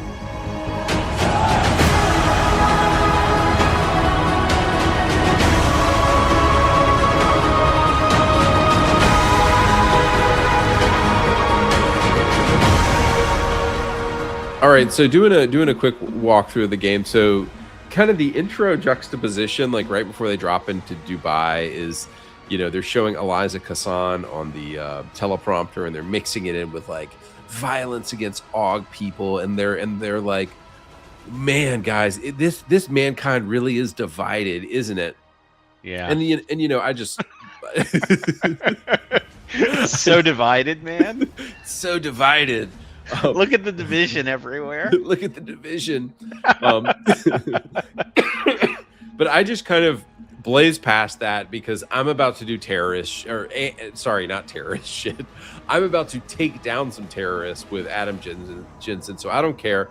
I love that intro music. I love Eliza Kassan, and like, okay, I'm a badass AUG terrorist. I'm about to do all this. I do think they are hinting that the AUGs are quote unquote not the bad guys because they allow you a non-lethal weapon there at the beginning. Do you remember that? Yep. Yeah. You get to choose whether you want to go lethal or non-lethal. Yeah. Did you feel like the Dubai was a good intro to the game? I mean, I thought the tutorial itself was, it was sufficient. Yeah. I didn't like the way the level looked. I thought it looked like a mess. Yeah. I thought the level was kind of crappy up until you get to the helicopter at the end, and that part is really cool. The fight around the helicopter, but before that, I was like, man, this looks like I don't know. This is like a demo level. This isn't like, it didn't feel like a a fleshed out nice level. There's just like crap all over the place. It's a construction site. It felt like kind of lazy. It would have been better if the hotel were more completed than it was. You know, like actual stuff, because it's what, like a hotel or a convention center or something? Isn't that what they were? Yeah, I think what they said was that this was sort of like ground zero for the AUG incident, because a lot of the people who were building it had AUG arms, and you know, everybody went crazy with their AUG arms, and a lot of people died here. And so it just, I guess the whole development just got canceled because so many people died there. Yeah, and that makes sense, but I just thought that like it could have looked better. I Yeah. don't know. I felt like for a first level in a game, like you really want to put your best foot forward. Yeah, yeah. And all the other missions looked way better. Yeah, yeah. So yeah, your mission gets hijacked by gold masks. And they were definitely making some kind of a tie-in here between like Islam and the Middle East, and like I think it was subtle, but it was definitely like, I mean, because think about it, you're going to the Middle East to take out terrorists, and I don't know. But remember, they had that thing in there where they said, but Muslims don't get AUGs. So right. yeah. So they were like, so this isn't Islamic terror, everyone. Okay, we're not racist. Remember. Remember that we're not racist while you're watching this game about racism. Right. Remember, we said that Islamic people never do those things, so we're the good ones. Yeah, they are not involved in this terrorism this time. Okay. this time. This time, it's not them. Leave them out of it. Dude, okay? Dude, it's so funny. I don't know if you've I like to mess with AI all the time because it's just like a lying piece of shit. Yeah. And I always ask AI, hey, who commits most of the terrorist acts around the world? And it like won't say Islamic people who do. Right-wing hillbillies. Yeah, exactly. It's white guys. There was an Oklahoma City bombing once. Did you hear about that? Right. No, yeah, of course it'll say something about January 4th or January 20th in the Capitol. They'll be like, oh, all the white Republicans committed all of the terrorist acts. No, it's completely ridiculous. Yeah. Yeah, I mean, the problem is, you know, they've been core programmed to stay away from certain things. So you're never going to get them to tell the truth. Yeah. Dude, I was also talking about, and I mean, this is like a total side effect. Like, I think the whole idea behind this game of the Illuminati manufacturing dissent and hatred and problems to get control of masses of the population, like that's cool. That's what they did with COVID. Like they engineered the COVID virus, and they also engineered the quote solution to it, and they thought they were going to get control of people. So that is like a cool that is like a cool plot point. Yeah. Yeah, absolutely. But the thing that I was arguing with AI about was we were talking about it was comparing like white terrorism and black terrorism or something, or it was like I was talking about during the George Floyd riots, how many cities were like burned to the ground. And even where I lived in Atlanta, there, stores were smashed in and all this stuff. And I was asking AI to be honest about like the amount of carnage that happened during the George Floyd riots. And it couldn't be honest at all. It was like, oh, well, those people were marginalized, and so it's okay that the violence happened and all this stuff. Like, yeah, it always reminds me of like the Martin Luther King riots in DC. Obviously, I wasn't alive for those, but I was alive for the aftermath, because one of the places they ran and burned down was Chinatown. So they're mad that Martin Luther King that Martin Luther King gets killed. So they go into Chinatown and they burn it down, and it stays burned down for like 30 years before they finally like built like the Wizards new it was called the MCI Center at the time. Dating myself, but it's then it was the Verizon Center and something else. So they built that there and revitalized the neighborhood, but it had been like an unlivable, burned out mess for like 30 years after that. So that's how long it takes to recover for like neighborhoods that have been destroyed in this way. Hmm. And actually, it's a war zone again there. So, and are you talking about DC? Yeah, Chinatown in DC. Wow. If you look at a crime map of DC, Chinatown is like one of the biggest hotspots. Jeez. Yep, it's bad.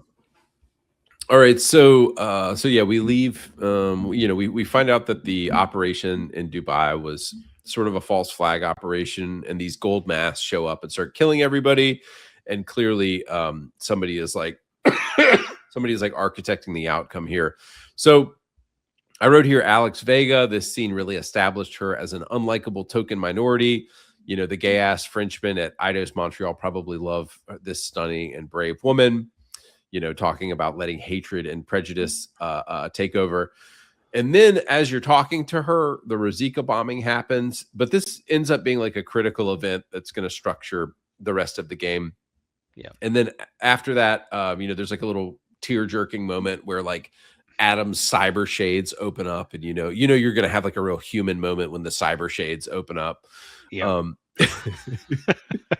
And so Adam wakes up in his apartment, and you're told to report to TF-29, and you'll be investigating the Rosika bombing. And don't ignore this question on the screen. I pretty much already asked you that what you did first, but you were immediately interested in exploring things, right? Yeah, I think I spent like 2 hours exploring before I ever went to TF-29. I was like, yeah, I got this big wide city to look at. Why would I bother going there? Yeah. So I'm curious, how did you get to Vaclav Koller's shop?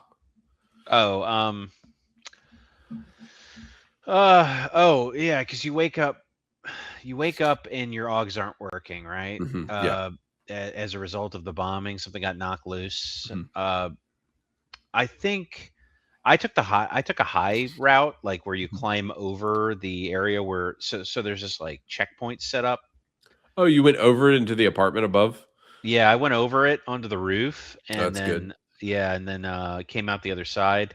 Took me a couple of trial and errors to get down without being seen, and then get to a scaffolding that was across that gets you up onto another roof, and then from there I tried to take them out quietly from a distance, and that didn't work for that well, so I just ended up killing them.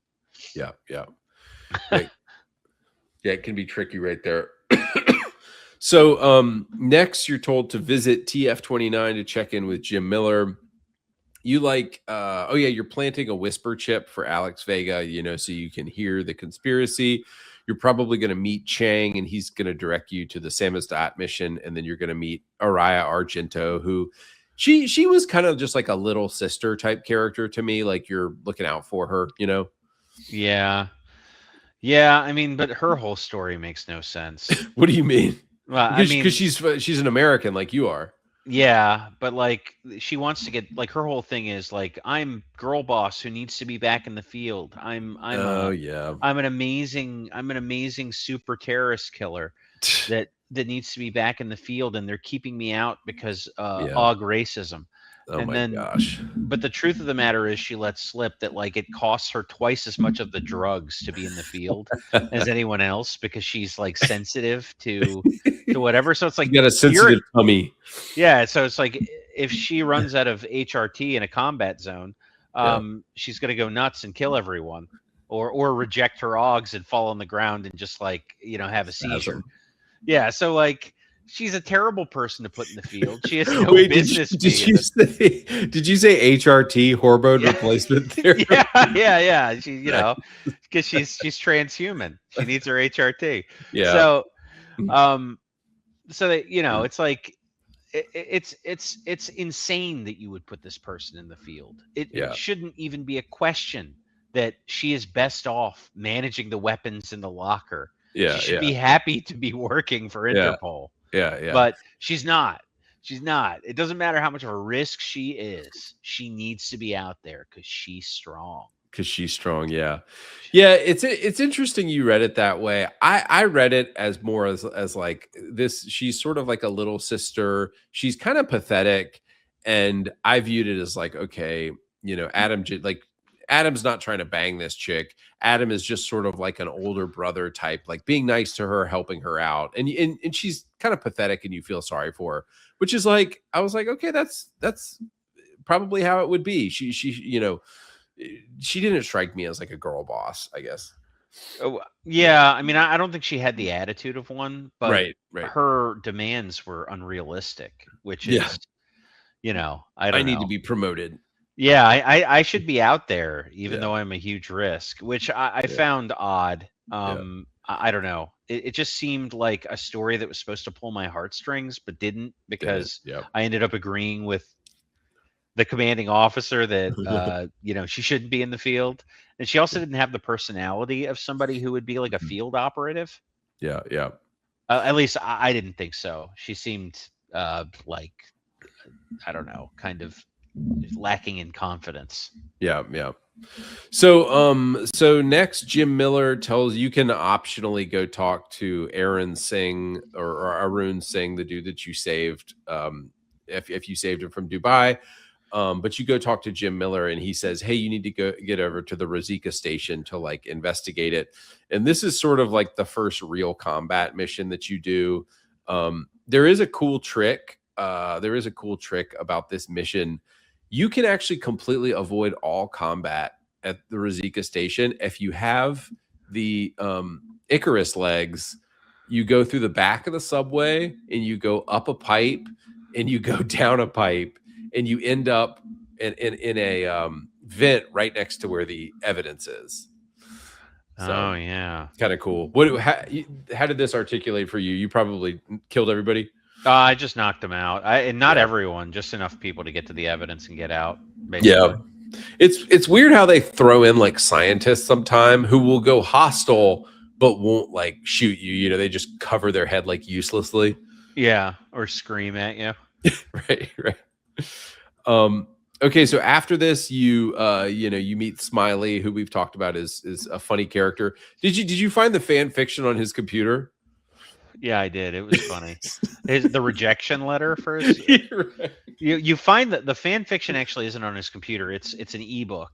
Right. That's next to his computer.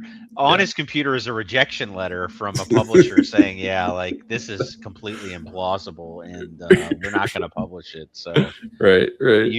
You should maybe kill yourself. That's basically what they tell him. Right.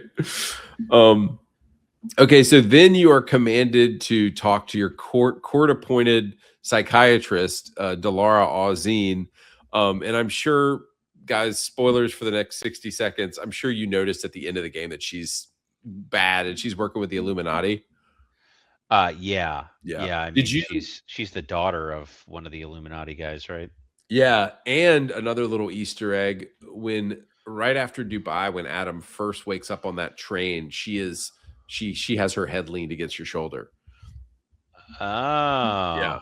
I mean, she was hot. Like, I would have banged her for sure. But like, that's I guess that's where it's like the femme fatale thing. That's maybe where the noir, you could say that's a bit noir-y, right? It was, but they didn't develop like the relationship enough for it to be considered like, I don't know. I mean, I think that she should have, she should have been making romantic overtures at Adam or something, like she should, like, by the end of that game, in order for that like reveal to like hit, she should have been like working with you a lot, and you should have had like a very high opinion of this character, and then that would have hit you like, like a truck. Yeah. But she was just kind of like, you have like 3 interactions with her up to that point, and she's not very, I don't know. I mean, she's just not very interesting. And like, I feel like most men, we have a negative idea of like counseling. Like, like, fuck off. I don't want to talk to a psychiatrist. Like, who is this bitch? Yeah, well, I mean, everyone, like, you're conditioned over the years from watching action movies that the psych review is a bad thing. The person's there to try and get you out of the field and ruin your day. Oh, so, in 80s movies, now everybody's like, oh, therapy is so great. Yeah, it's fun. It's funny. I was watching. I was at my parents' house, and they were rewatching the old show, The Closer. Do you remember that show? No. It was starring like Kira Sedgwick, where she's some like, she's supposed to be really good at like getting confessions out of people. That's why it's called The Closer. She's a cop. and she shoots some dude in a previous episode. So now she has to have a psych eval, and she's trying to dodge it the entire episode. So and continue working on cases. So like Nice. that's the kind of thing that you're conditioned. Like cops don't want these things, and Adam, for all intents and purposes, is a kind of a cop. Yeah, right? yeah. So how did you handle the Delara Ozine interrogation, the psychiatric eval? Were you like cagey, or were you like, no, I'll play along with her? I just told her what she asked. I figured that would be the. I thought being cagey would extend the conversation longer, and I don't know. I wasn't super interested in that character in that moment, so I was like, let's just get through this. Yeah, I was because I know that she ends up being bad. I was like so mean to her in the interrogation. Like every question I would just spin around on her and do like psychobabble. Like she's like, what do you think about that? And I would be like, well, what do you think about that? And like she'd be like, well, what do you think? And then you just with psychiatrists, you just spin their question around on them and ask them the question that they ask you, and they can't ever get a handle on you. Yeah.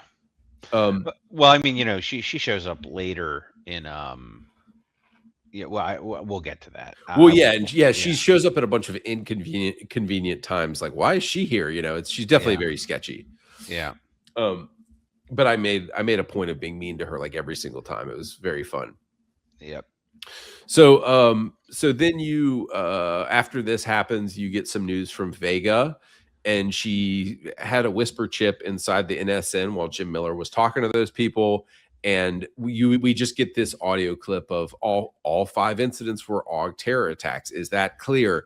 And that's being told to Jim Miller by somebody higher up. And so, big surprise, they're hinting at the fact that your entire organization is being run by somebody else. And, Jim Miller is just a puppet. So, right. Yeah, he is basically he has no personality in the game. Yeah. So and he's gay. Yeah, he's a gay mannequin. That's what Jim Miller is. Just a gay mannequin. He's got like a pretty terrible character model too. It's just like the way there's a couple character models in this game that just move very puppet like. Oh, he looks yes, he does. He has a weird like walking animation, but on top of that, he also looks like a I don't know, like a British college professor or a dude who might tailor you for a suit. He doesn't look like a cop. And he's like short and tiny. It's weird. Yeah. All right, so let's get into the best part of the game, which is the side missions. So we were talking about Neon earlier, and the quest starts, with you hearing about a drug, and you kind of go on a wild goose chase, and then you finally end up going underground to a big room where you have to take out a bunch of guys, and you find a woman that's making the drugs. And I mentioned this earlier, but an amazing thing this game does is you can just go down there and discover this woman without any of the preceding stuff, and the dialogue changes. Did you find her argument compelling for why she's making drugs? No, not really. It's the standard like Skyrim and Bethesda thing of like, these people's lives suck. Just let them enjoy some drugs. What's your problem? Yeah. Adam Jensen is not down with that at all. He's like, no, fuck your drugs, you degenerate. Yeah, I failed to persuade her, so I just darted her. Yeah. At close range, I just shot her in the forehead with a dart. Yeah. It's like, dude, it's like, I love that like nobody in the game realizes like just how dangerous you are, and they're like, no, I'm not going to do that. Yeah, it's like you have this sort of AUGs I've only heard about in in whispered tones, but you know what I'm going to do? I'm going to stand in your way. Yeah. Okay, so another side mission I really liked was the golden ticket. How did this? Did you do this one, and how did it start for you? Yeah. Do you remember what kicked it off? I talked. Did you talk to Drahomir? He's the guy who says, "Oh, you need a permit to get by here. You must pay $30,000 for the permit." No, I can't remember exactly how I started that one. I think I talked to the guy actually who's at their hideout. out in front. Melina? Did you encounter Melina the Forger? No, not her first. It was the guy out in front who you talk to after you talk to the people at the checkpoint. Okay, yeah. Because you talk to Drahomir, he directs you to this other guy, and the guy says, "Yeah, it's going to be $30,000, and I'll make you a fake permit." Exactly. So I talked to him first, and yeah, and I can't remember. There's some hint that you need to go into the toy factory to find Melina, but I can't remember what it was. Yeah. What is that? Somehow you know you're supposed to go in there though if you want to go find her. Yeah, you're supposed to eliminate the Forger. Yeah. I can't remember why, but they tell you need to eliminate the Forger. So you go in there, and she's another one who has like arguments about why what she's doing is fine. right. That don't make any sense. right. This guy. So fun fact, you can. He asked me for $30,000, and I was thinking, dude, there's not $30,000 in this game. Did you ever get that amount of money? I got pretty close to it. Yeah, okay. I mean, I could have gotten $30,000. Okay, I could have gotten to that point. I mean, if I had been selling everything in my inventory that was valuable, like, because I had at one point I had like 28, and I had I had like 20 of the drug. What's it called? The neuropazine. Yeah, I had like 20 of the neuropazine at the same time, which is another 20K. So yeah, I could have, but okay. Yeah, I just saw that and immediately thought, like, has anybody ever done that? And I went on YouTube, and sure enough, somebody had done it, and you just knock the guy out afterwards and get your money back. Oh, nice. But and another cool way, I think when I first played this game, I actually completely accidentally discovered her, because if you root around in the sewers enough, there's a random fake wall that you can knock out, and there's gas on the other side, and then you go up the ladder, and you just end up in her base, basically. Yeah. So you go and find Melina the Forger, and you find out that her forging operation actually started fairly honestly, and she just wanted to help people get out because she's a humanitarian and she wanted to help people. But then this dude Drahomir discovered her, and he's keeping her under lock and key, making these fake permits and charging a bunch of money. And I assume from the turrets, I guess she's like a prisoner there. Yeah, I would think that she probably is. Yeah, but you know, I mean, when you tell her that they're actually, it's more than that, because they're not just like offering to get people papers. They're pretending to be cops and then giving them, they're creating the disease and offering the cure, right? So right. So yeah, they're harassing Oggs, which is funny. But in her defense, she is not. She's being held there at gunpoint. You know, she doesn't want to do this. It's true. You know, so, but assuming that you don't kill her, she says, "Oh, by the way, can you activate these two IDs for Edward and Irinka Bauer?" And she hands you these two IDs and says, "Hey, I need you to go activate these." I also noticed that she says, so you can obviously go back and just kill Drahomir yourself because he's a bad guy.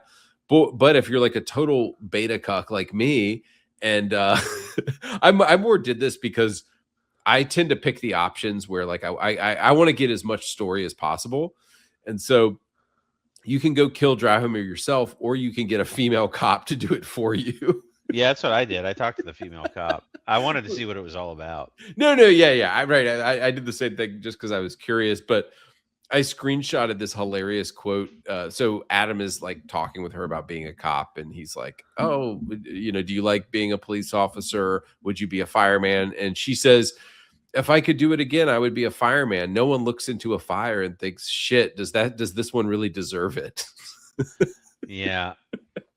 Yeah, I thought that was a funny quote. Yeah, it is a funny quote. It's you know, it's like even the cops are anti-cop in the game.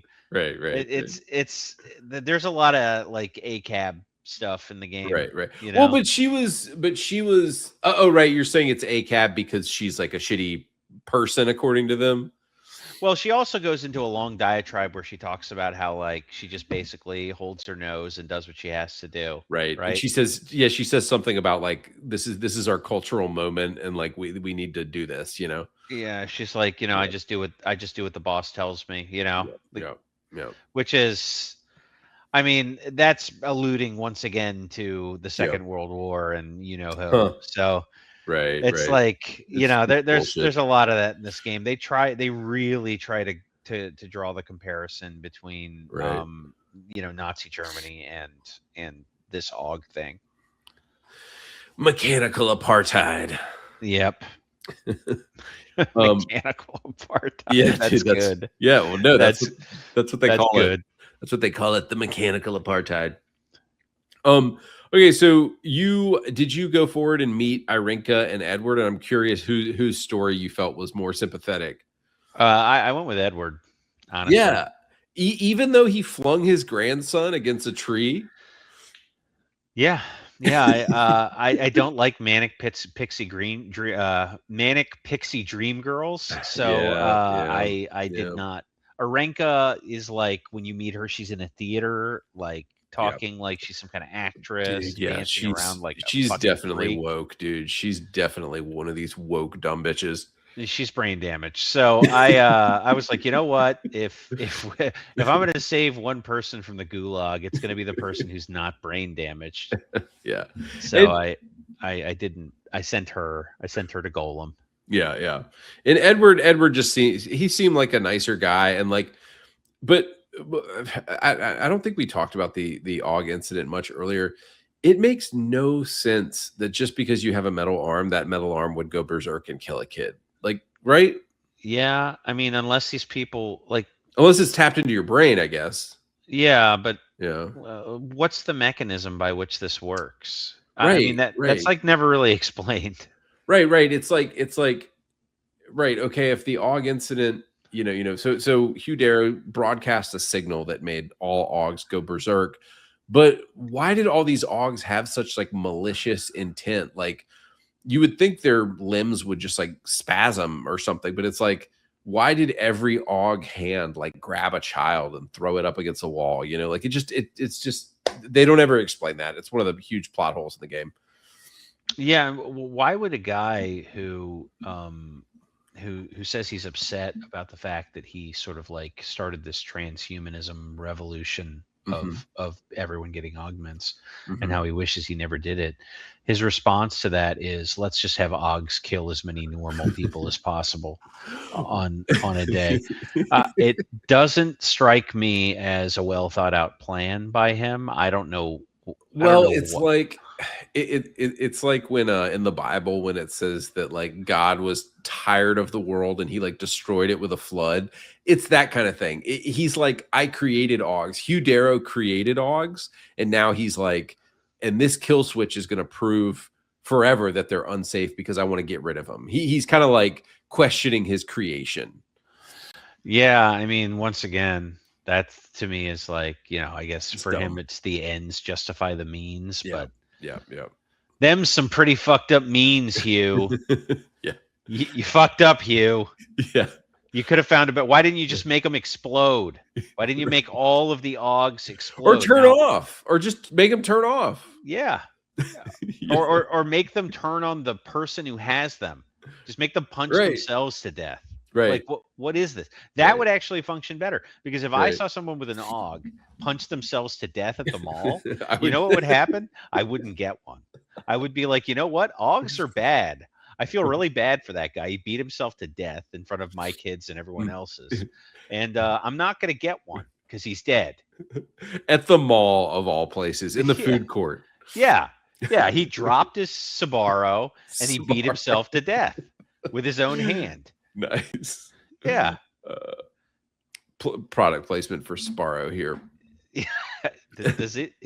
Are there any of those left? I haven't seen one in a long time. They're pretty foul. There's one at the mall near us that I've seen. Well, if you want a pizza that was made on Tuesday and reheated at the mall on Thursday, it's the place for you. Right. But so in general though, I do love this quest though, because it like there's not like a clean ending. and you have to make a choice. And as we've said 1,000 times, the AUG racism stuff is dumb, but this is still a very cool idea where you can only save one person at the end of the quest. It's well done. Yeah, I agree. I thought the dilemma was good. Yeah. All right. Did you do the Cult of Personality quest where you discover the guy who's entranced all these people in the sewer? Yeah, I did. The gay divorce. I did do that one. Yeah. Wait, the gay divorce? Yeah, they're a gay couple. Oh, dude, his other magic buddy. Yeah, they're lovers. In one of the rooms downstairs, there's a letter that one of them writes to the other one. He calls him my beloved or something like that at the beginning of the letter. Dude, that is some deep. They made the gay guy bad. Maybe this game is not as woke as I thought it was. Well, they also made the other one good, right? Yeah. I mean, they made one of the two gay guys a narcissistic egomaniac, which if you've ever known gay people, in every couple there is one. Right. When it comes to the gay men, there's one guy who's like kind of normal, and then there's the other one who's like the narcissistic egomaniac who needs to be catered to. Right. That he was that one. Yeah. So to if somebody didn't play this quest, basically you go, this guy, there's a way of somehow getting there. This strange guy leads you there, and you come into this room, and the sides of the screen sort of become feathered and dithery, and it's implying that you're under the power of this drug. And the way you can find this place is you can go directly to it in the sewer, or you could talk to the guy at the magic shop, and he will lead you there. But what you find is this weird bald man on a screen has basically entranced all these people in the sewer to stay there and to join his cult. And I'm like, what is he getting out of it? I never figured that one out. Yeah. I guess he just wanted to be worshipped, which I think he just if he's an egomaniac, that would make sense. Yeah. Did you take him out with the something I've noticed about Adam Jensen is there's like two options. There's two ways most things articulate. Either brawn, you just like kill the person, or it's like the ultimate Redditor solution is like, oh, I'm gonna talk my way out of this, and I'm gonna embarrass him in front of everybody. But did you embarrass him in front of everybody, or did you just kill him? I killed him. Yeah. I aggroed him somehow, and he started shooting at me, so I just took him out. Yeah, he's not hard to get past. He has a couple high-powered turrets that you have to get past. Yeah, those can be difficult to deal with sometimes if you don't have the right ammo. Yeah, I think a cool twist would have been once you break the hold he has over people, like they still want to stay there, like sort of a Stockholm syndrome type thing, but they didn't choose to do that. No, yeah, it's cleared out by the time it's raining in Prague, if I remember correctly. There's no one there anymore. Yeah. All right. So another side mission is called Samizdat. So first you go to an apartment and you discover a computer there, and then you start having a fake chat conversation on the other line with this guy Kay. And it's kind of a cool way into a quest, I think, because you're sort of like trying to get this guy's location without discovering it. And so you go into the sewer and you go to where these guys are. And it sounds like the first time you did it, you did not kill everybody. No, I didn't. I mean, it's kind of like a little mini V for Vendetta kind of thing. What do you mean? Well, in that, it's the Guy Fawkes thing where they're all wearing the mask. The K is whoever's in charge. K is, I see. Yeah. Yeah. So like they all sort of share the identity of K. Yeah. So I found that was kind of an interesting wink and nod to the whole like Guy Fawkes thing, the V for Vendetta, which a lot of people in this era were still obsessed with that movie in 2016. Dude, that'd be interesting to watch. I wonder if that movie it's probably pretty woke. Yeah, I mean it's definitely like sort of a communist propaganda movie, I would argue, but I mean it's a well-made movie. So, you could sit there and watch it and then say, don't agree with the politics, but pretty decently made. Yeah. So I don't know. But yeah, I didn't kill them. I talked to them and bargained with the guy so that I would trade them some sort of better story so that they wouldn't release the location of our headquarters, the Interpol headquarters in which is totally unbelievable, because this guy is like this craven conspiracy theorist nut. Like, it is his fantasy to have like an armed bodyguard show up and try to kill him, because it like proves all of his delusions true. It's like there's no chance that this guy is not going to publish an article about Adam Jensen, Yeah, I agree. I thought he pretty easily came off the story. Right. I don't know. I mean, maybe. I guess he had a bigger story, which was the flight went down and they covered it up. Yeah, what was it? It was some sort of poisoning in the water, was what you got him? That they poisoned a bunch of people with? No, it was a flight that went down, and evidence was planted to make it look like it was an augmented person who did it, and it wasn't an augmented person. Oh, why did I think it was a water pollution thing? Maybe it's. I wonder. Maybe it could go to one of two different ways there. Yeah, I wonder if maybe there's two different things you can find, because I only. No, well, I'll have to go back and look again. But yeah, I don't know. I thought that I thought he was going to double cross you and then take the story you gave him and also publish your shit. And you were going to have to take him out, but that's not the way it went. Yeah, he's on the level, I guess. yeah. Okay, so what was your experience at the bank like? Oh man, it was brutal. I ended up actually, this was one of the first side missions I started, and I ended up having to leave it for a while and come back because I just didn't have the augs to get through the bank yet. Yeah. Did you find the path through the elevator over to the left? I did eventually, but my first time through, I missed a vent. To the right? Yeah, I missed the vent that gets you like past all the security up there and into the, like the bathroom, I think. Is it a bathroom across from the offices that you're trying to get to? I just know if you go, it's on like the third story, and I just know if you go over to the left by the Coke machine, there's like a vent, and you could go up 3 levels on that elevator, and you go out a vent right there, and you're like right in front of the office, and you just have to take out 2 guys, and then you're pretty much in, and that's definitely the way to go. But if you went on the opposite side, like on the right side of the bank, that could just be a wild goose chase over there, because I'm not sure if it says. I'm not sure if there's like a checkpoint marker. There probably there is. Yeah, Okay. there's a marker on the map that's telling you where to go. One of the places I ended up was in some vault where there were like turrets all over the walls and the ceiling, and I got stuck in there actually. Nice. And I ended up having to like save scum my way out of there slowly. It took forever. And then after that, I was like, I'm leaving this fucking never place. Coming back here. Yeah. And I was like, maybe I'll go do some other things, come back with better augments and weapons and deal with this a different way. And it turns out that I literally missed the easiest route to do what I was going to do. It's actually much easier than I was trying to make it. So. Yeah.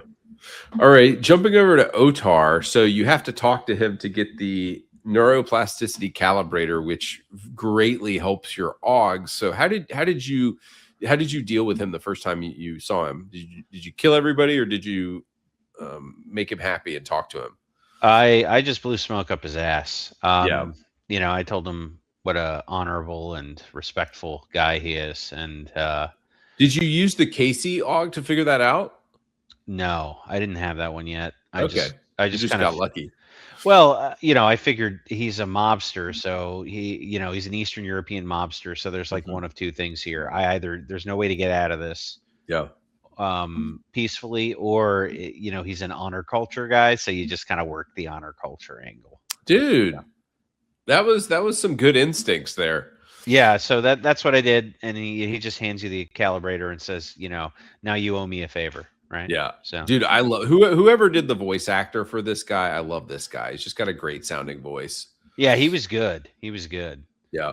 Now, did you carry his do the favors for him all the way to the end, so that like the Diwali theater they stood down at the Diwali theater and you didn't have to do anything there?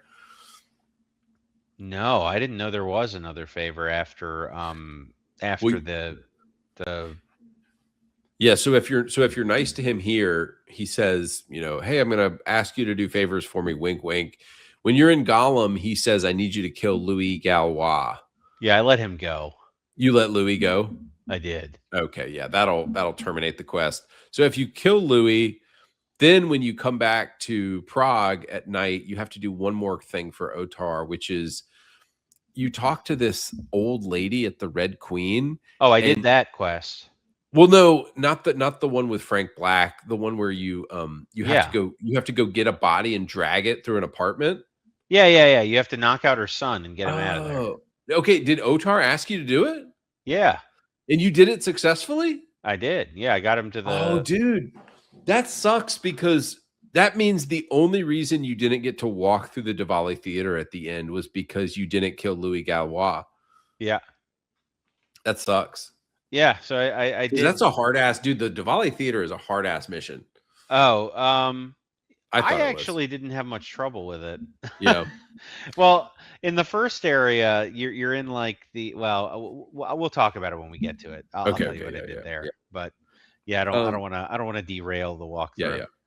Okay. And then finally, the only other side mission is David Seraph. He basically says, hey, somebody was operating you under the gas. Somebody pulled your pants down and did terrible things to you while you were under the gas there, bud. Because by the way, this voice actor for David Seraph, ass. Terrible. Just ass. Yeah. Yeah. So we'll talk about this more in a minute when it gets more interesting. But yeah, you basically find out that somebody raped your body, and somebody put some like imagine you were at the doctor getting a surgery and they were like, oh yeah, somebody put all this other random stuff inside you. Yeah. Or like you take your car in to get it worked on and you leave and it sounds like it sounds like a Toyota Celica in like 1998. It's like when you're driving, you're like, oh man, who put that on there? Yeah. Dude, I don't know. Those late 90s Celicas, some people like those.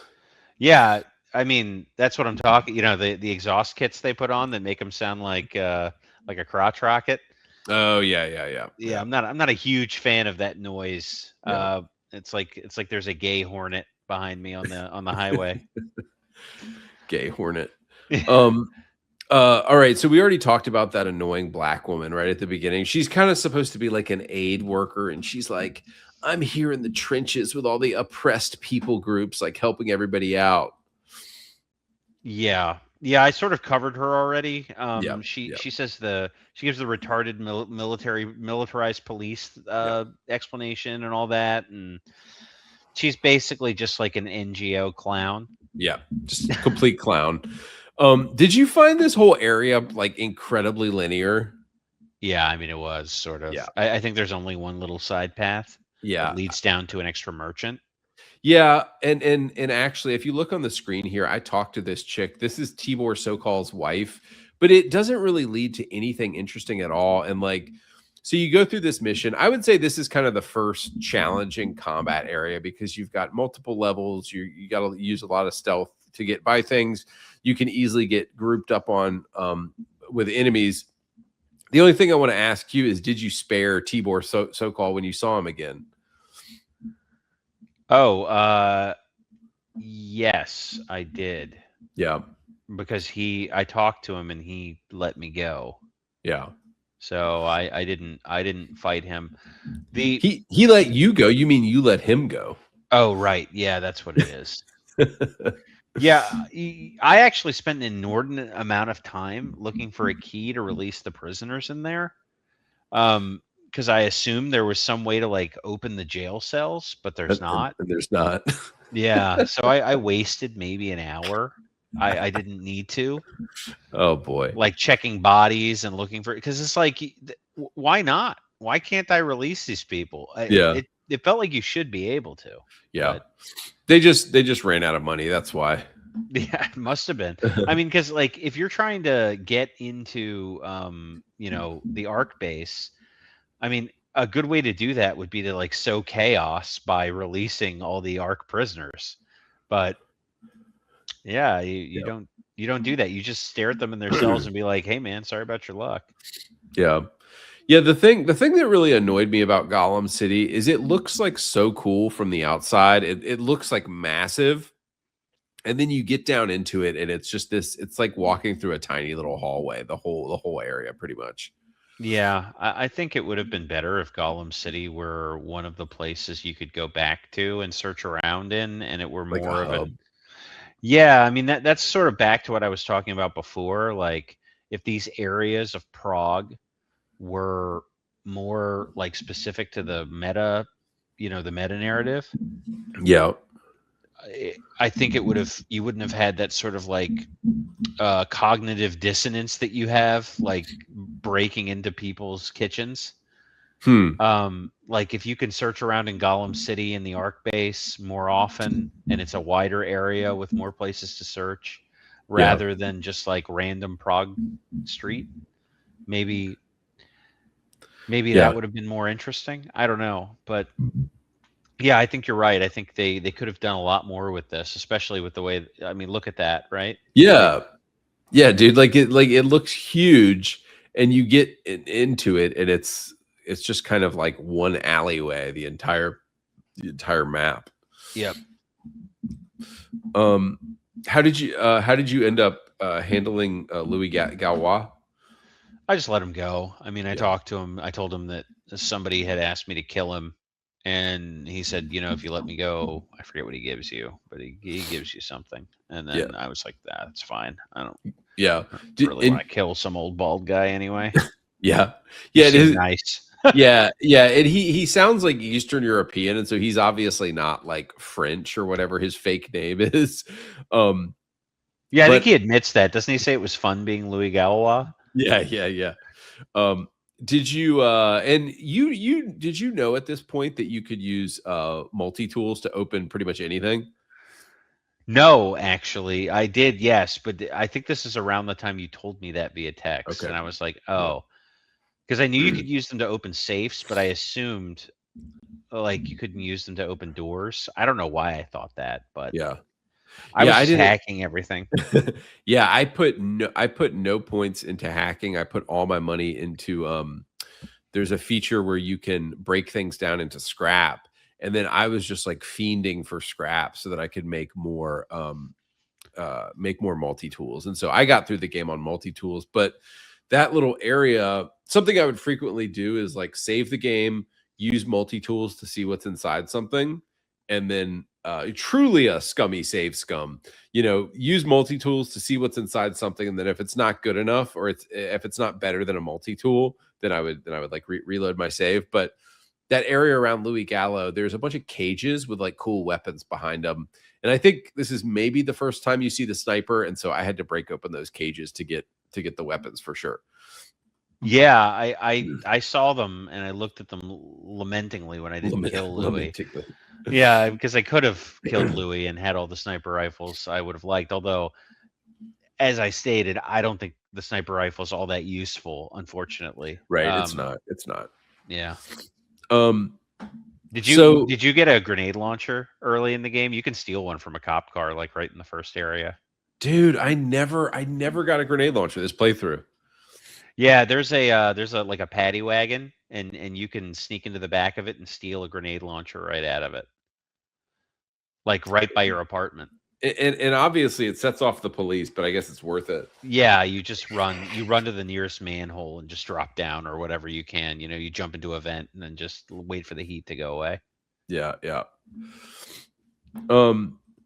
So you meet Victor Marchenko here, and it's like it's a little bit of strange gameplay because it's like, oh, you need to get up in the elevator to get through the Narrows or something, and it's sort of like one passageway that you have to get past. But a cutscene triggers of you meeting Victor Marchenko for the first time, and this is the first time that I would say the game shifts from oh, look at the poor Augs. The Augs are these poor people to, hey, maybe the Augs are the bad guys because Victor Marchenko is an Aug. He's pro Aug, and he's clearly like, that's another thing that this game lacks in the main quest is subtlety, because Victor Marchenko is sort of obviously a bad guy. Yeah. Yeah, he's pretty he's a pretty clownish bad guy in a lot of ways. He's just like the brute, right? Like that would be his archetype. Yeah. So did you you eventually get to Talos Rucker. Where did you arrive in your conversation with Talos Rucker? I basically had convinced him to come in with me. Mm-hmm. And then he gets overtaken by the right. What's it called, Black Orchid or something like that. Or it's called, what's the name of the poison? Yeah, the Orchid. It's called the Orchid. Yeah, he gets overtaken by the Orchid, and his his Augs go nuts and kill him. It looks like. Which, as we were saying earlier, that should have been the result of the Aug incident. Was like, hey guys, if you want to kill all the Augs, just make their Augs go berserk. Yeah, I mean, why didn't that guy use the Black Orchid instead? It seems like it would have been a more effective way to accomplish his goal. But Yeah. So yes, there's hints here. If you go into Talos Rucker's office, you find a scrap of note that I guess somehow indicates that basically Talos was killed by somebody else, and the Ruzicka bombing was not because of Talos Rucker. It was because of somebody else. And the game is very obvious, like, oh, maybe it's Victor Marchenko behind all this stuff. So you have to run across this rooftop garden. I wrote one of the hardest parts yet. Yeah, it was brutal. It took me like 10 tries, I think. Yeah. I think it's because there's like there's a couple choke points where you cannot sneak by whatsoever. Yeah, what I did was I realized that first hallway you can just like mine it into oblivion, and they'll just run into the mines and kill themselves. What kind of mines were you using? They were frag mines. Okay. No, gas mines. Sorry, gas mines. Nice. Yeah, I used the frag mines later. But you get a lot of those mine templates, so you could just put any grenade that you have too many of into them and make mines. So I ended up using mines quite a bit because they're funny for like drawing people into choke points and then cooking them all. Nice. Because they're like using a welder to get through the door, right? They're like using a plasma cutter to get through the door. So you just throw the mine down like right inside the door, and as soon as they breach it, they get gassed. So, yep. Genius. Yeah, it worked. And then you shoot the drones from inside there, and then it becomes much easier once the drones and that first group of guys is dealt with. But yeah, I'm amazed that a guy like not that far away just like can't hear me at all, throat punching somebody and like slamming them to the ground, and like they don't pick up on it at all. Yeah, I mean, if you've ever heard anyone actually get hit in the face, it sounds like meat getting slapped. So, there's no way you're gonna miss that. I mean, unless you're just stupid. But who knows, man? Suspension of disbelief, right? Yeah. That one of the saving graces of this game is the takedown, and everybody has just like a full mouth of water every time you smack them in the face. Yeah, just spitting that water everywhere when you take them down.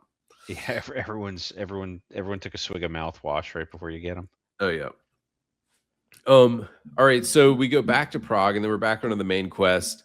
And your boy Smiley has been analyzing the bomb, and it turns out that it was a Stanek.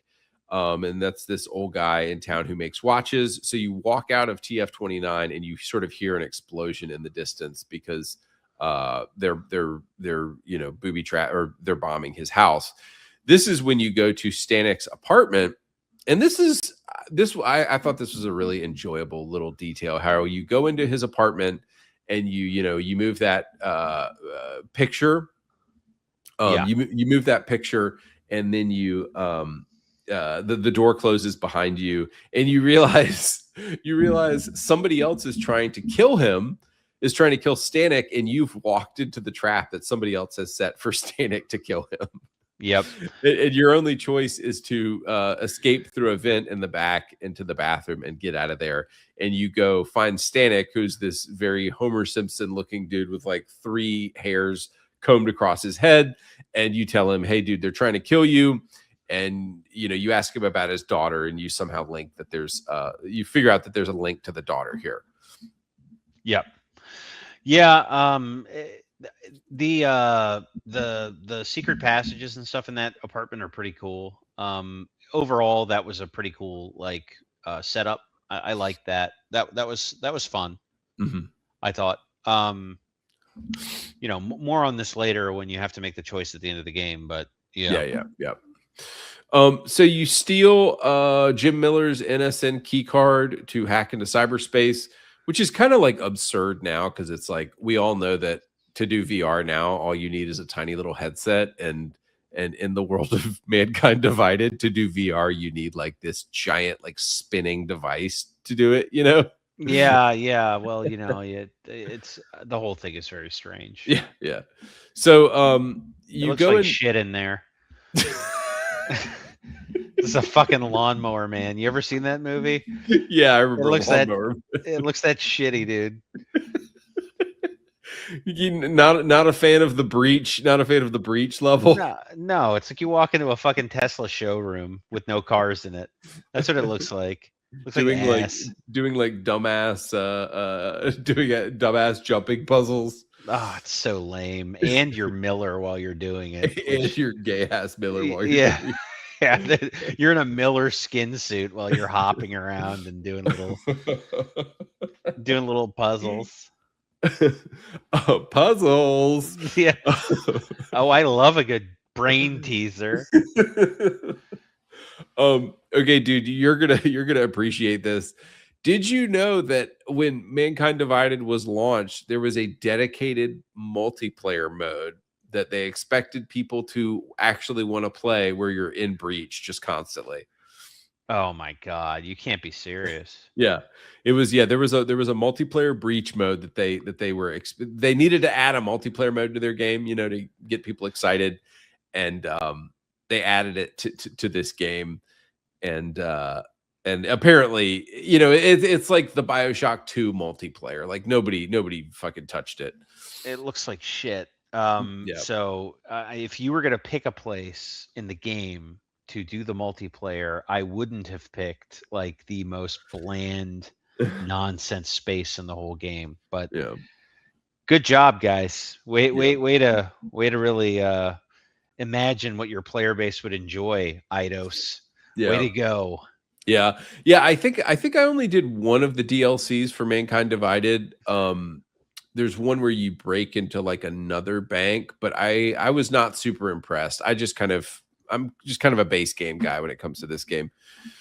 So Bob Page gives the command to, you find out that Bob Page gave the command to Joe Manderley to give their agent inside ARC to kill Talos Rucker, and it's strongly implied that Marchenko is their dude. So killing Rucker was a psyop designed to sink augmented people into a rage, so they'll do something stupid, and it works because later when you come back for the final act to Prague, it's under curfew, and the violence is spilling over from Gollum, and Alex says stuff like, "Oh, they're gonna put every augmented person in a Udalek hellhole." Yeah, it's interesting because you don't actually see any AUG violence. You just see like a preemptive police state, right? Right, exactly. Right, you just see cops like when you first go back to Prague during the curfew, you see police just sort of like indiscriminately killing AUGs, and then they're like, "Oh man, aren't the police so bad? We hate the police." Ugh. Yeah, the whole thing is pretty strange. I also don't really understand why they wouldn't, like if everyone's supposed to be under curfew, the cops should just let you go back to your apartment, but they don't. Right. Yeah, it's that I thought that was a little weird. It seemed a little, I don't know, contrived. Yeah. But I mean, I understand why they were doing it. They were trying to like turn up the the stakes, which is fine. I think it worked, although I just ended up knocking out every cop in every part of the city. So except the ones in the power armor, I had to kill them, unfortunately, for their families. I'm sorry. Because I guess you can't. Yeah, if you try to do a beatdown on the armored cops, I think he just grabs your fist, doesn't he? Yeah, unless you've EMP'd him first. Oh, dude, that's a freaking pro tip right there. Yeah, anything that's and that's also how I killed Marchenko, by the way, is if you EMP them enough, and they're disabled, you can then take them down. Could you just take 1 or 2 EMP pistol shots? Does that count as an EMP? Yeah, but it's not enough for Marchenko. It is enough for the metal suits, but it's not enough for Marchenko. For Marchenko, you have to use that special EMP gun you get from one of the containers. So yeah. Okay, so I'm going to save this question. Was Adam the backup plan in case Marchenko failed? Because that applies more to the Victor Orlov stuff. We'll see in a second. So yeah.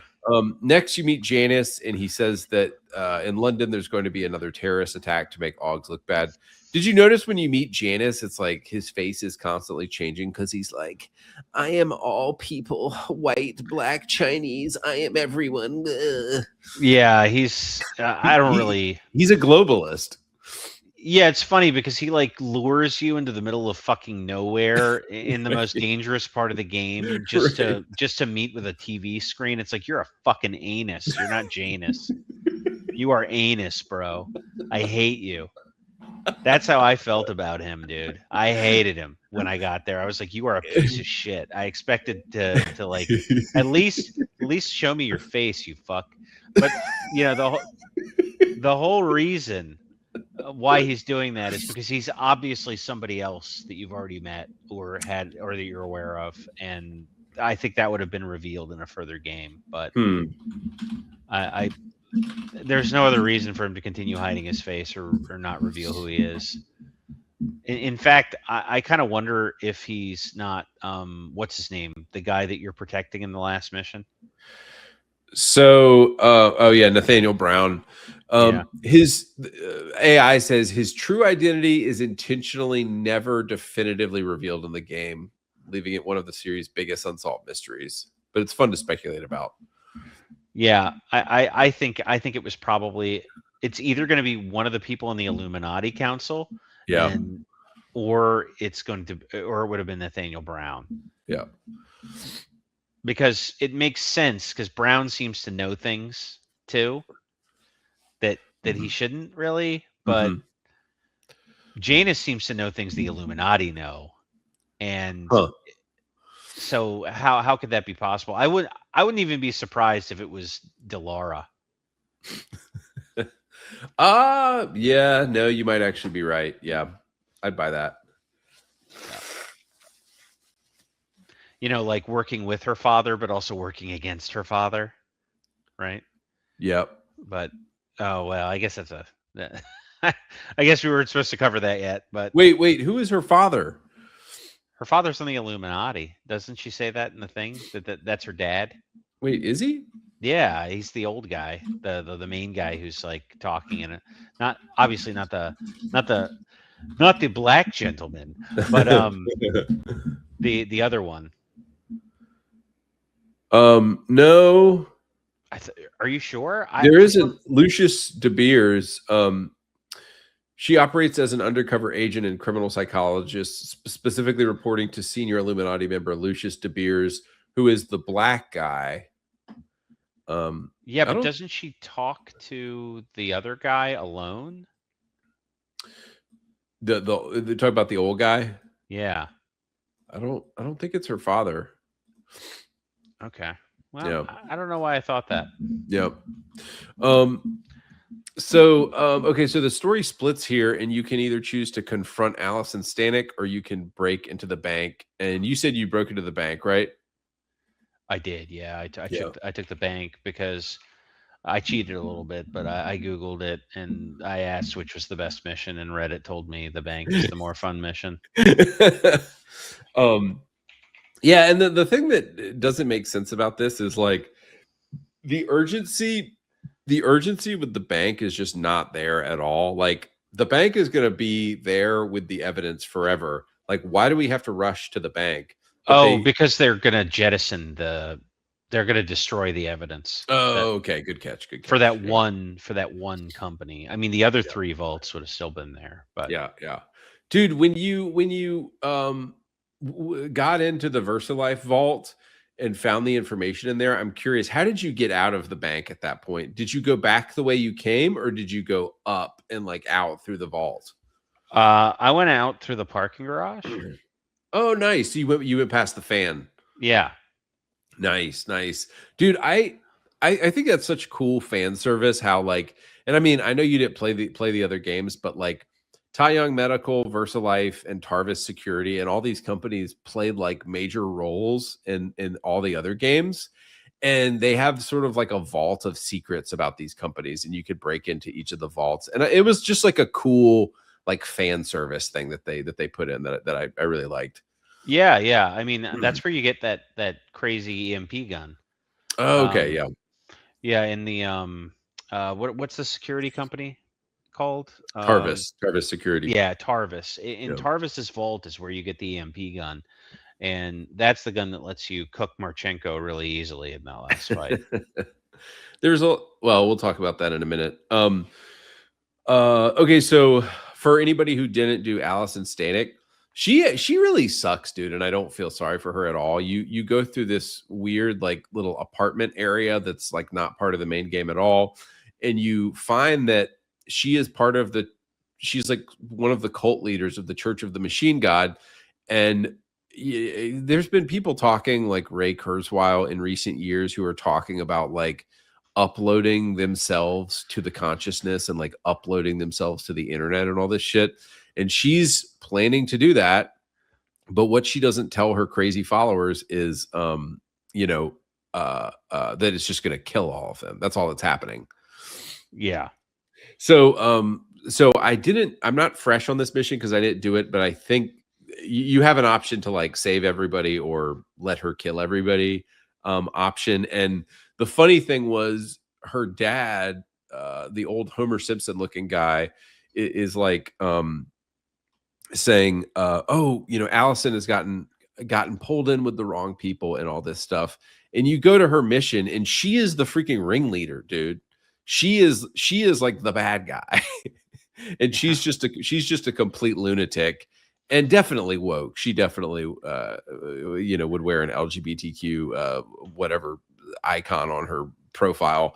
But yeah, she's just crazy and she wants to kill all these people. And so the obvious right thing to do is just to take her out because she's a lunatic.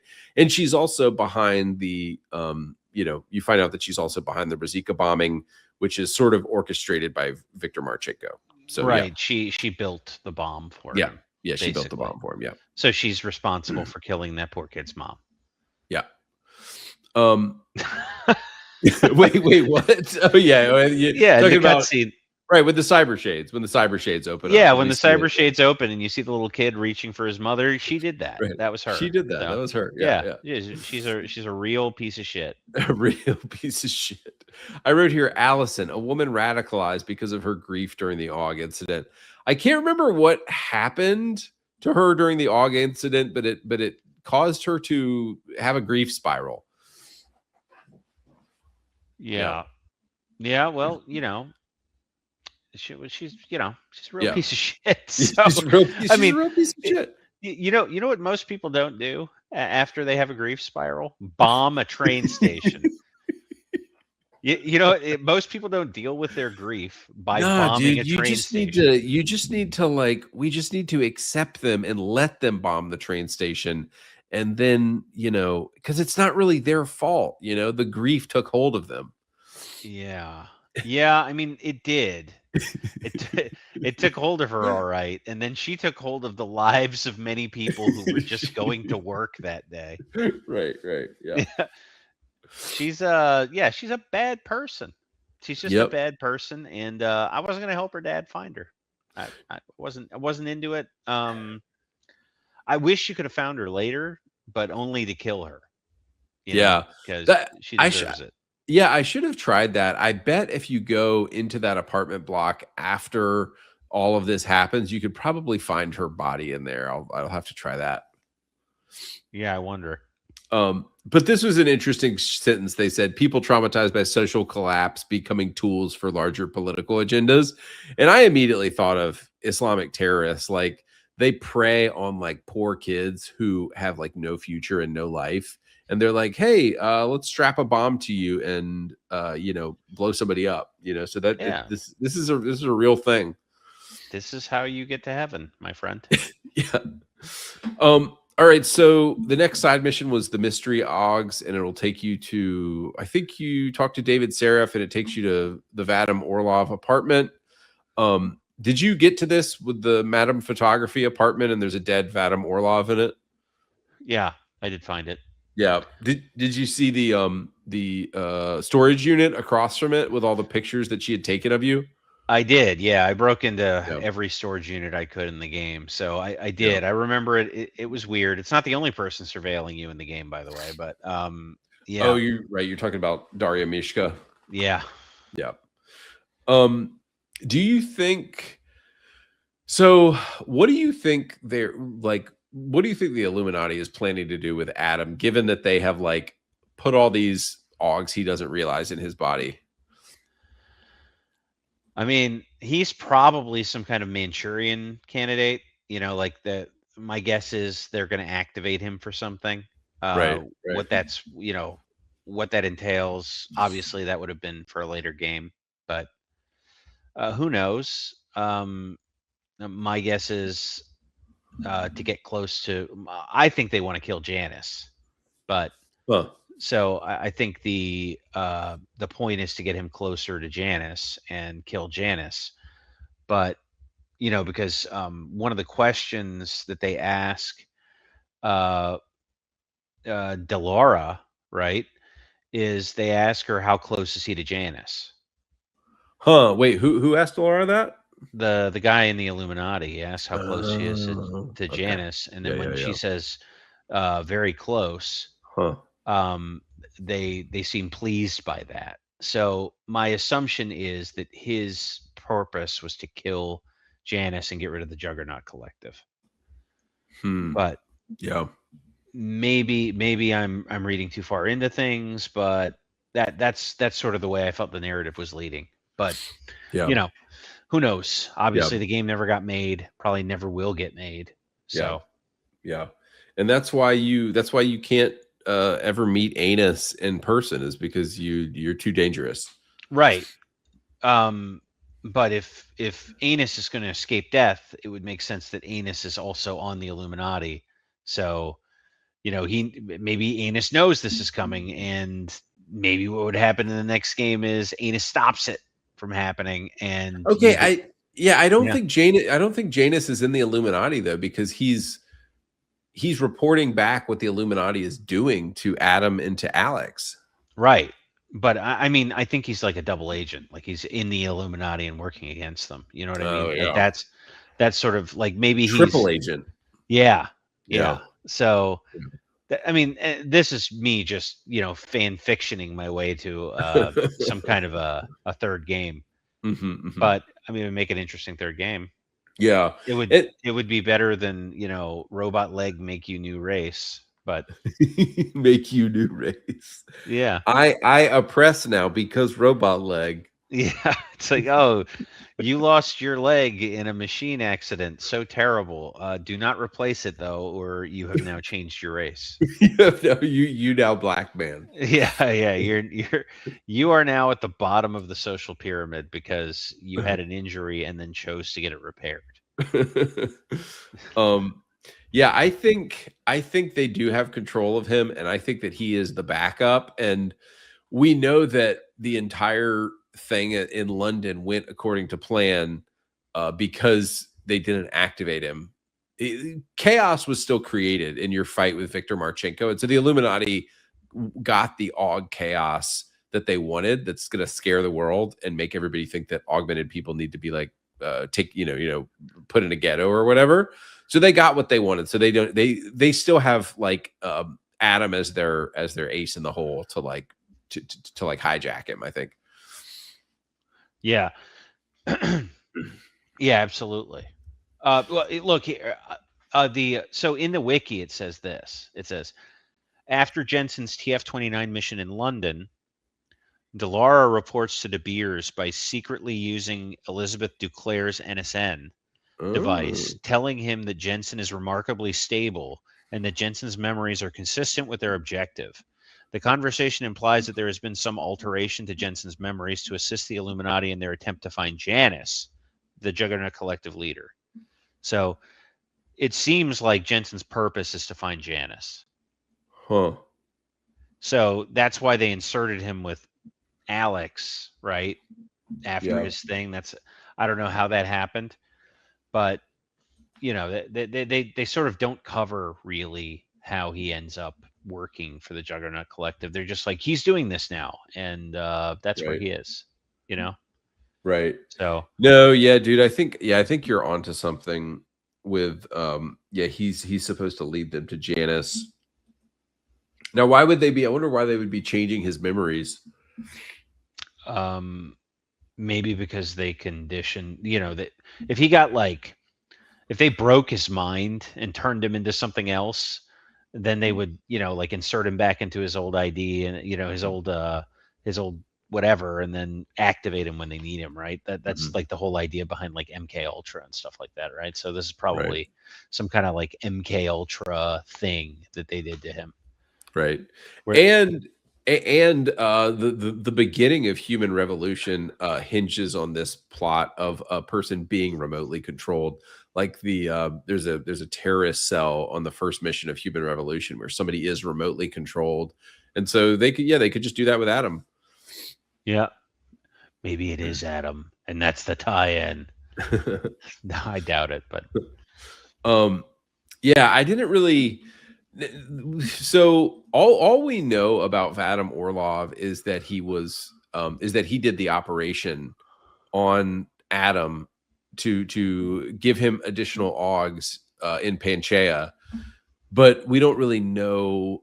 I don't think we figured out why he was killed. Other than that, he was in Prague and he was surveilling Adam for some reason. So, but we're not sure. I mean, I think it's just like the Illuminati is just like covering their trail, probably. Yeah, I mean, maybe he had some intent to warn Adam that he had been, who knows? Maybe that would have come out in the next game too. It's like, why did they kill him? Yeah, or maybe it's just because they knew you were looking for him. That's why they killed him. Yeah, and they were afraid that you would arrest him and take him in and torture him or something to get information out of him. So they just tied up the loose end. Could have been that. Yeah, maybe.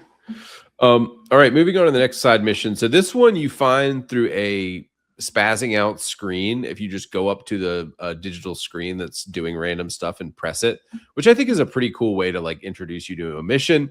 So you discover this AI that is trying to get your attention through a billboard. It's a pretty cool intro, and you get led around a few times, and you eventually end up at Future Past Antiky. Dude, this was one of my favorite moments in the game. Do you remember this guy? Totally agree. Yeah, I think this is.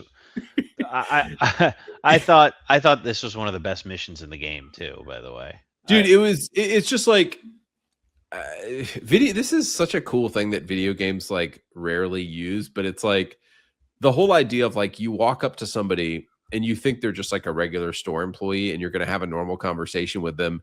And this kind of dread kicks in as you realize, like, oh, wait, this person's lying to me about everything. Who am I talking to right now? Yep. So how did things articulate between you and this guy? What happened? Yeah, like I told him why I was there and what I needed to use. So he lets me go downstairs, and then, he comes down the back stairs after me to kill me. Yeah. And he sort of reveals why he's there and everything, and then I just took him down non-lethally, so I didn't kill him. And there's a reason that's important. Wait, why is that important? Because if you don't kill him, he shows up at your apartment later. Oh, But if So, you do kill him, then it's only like a suit or two that show up. But if you don't kill him, he shows up with a couple of suits in tow. okay. Why is it important that he show up?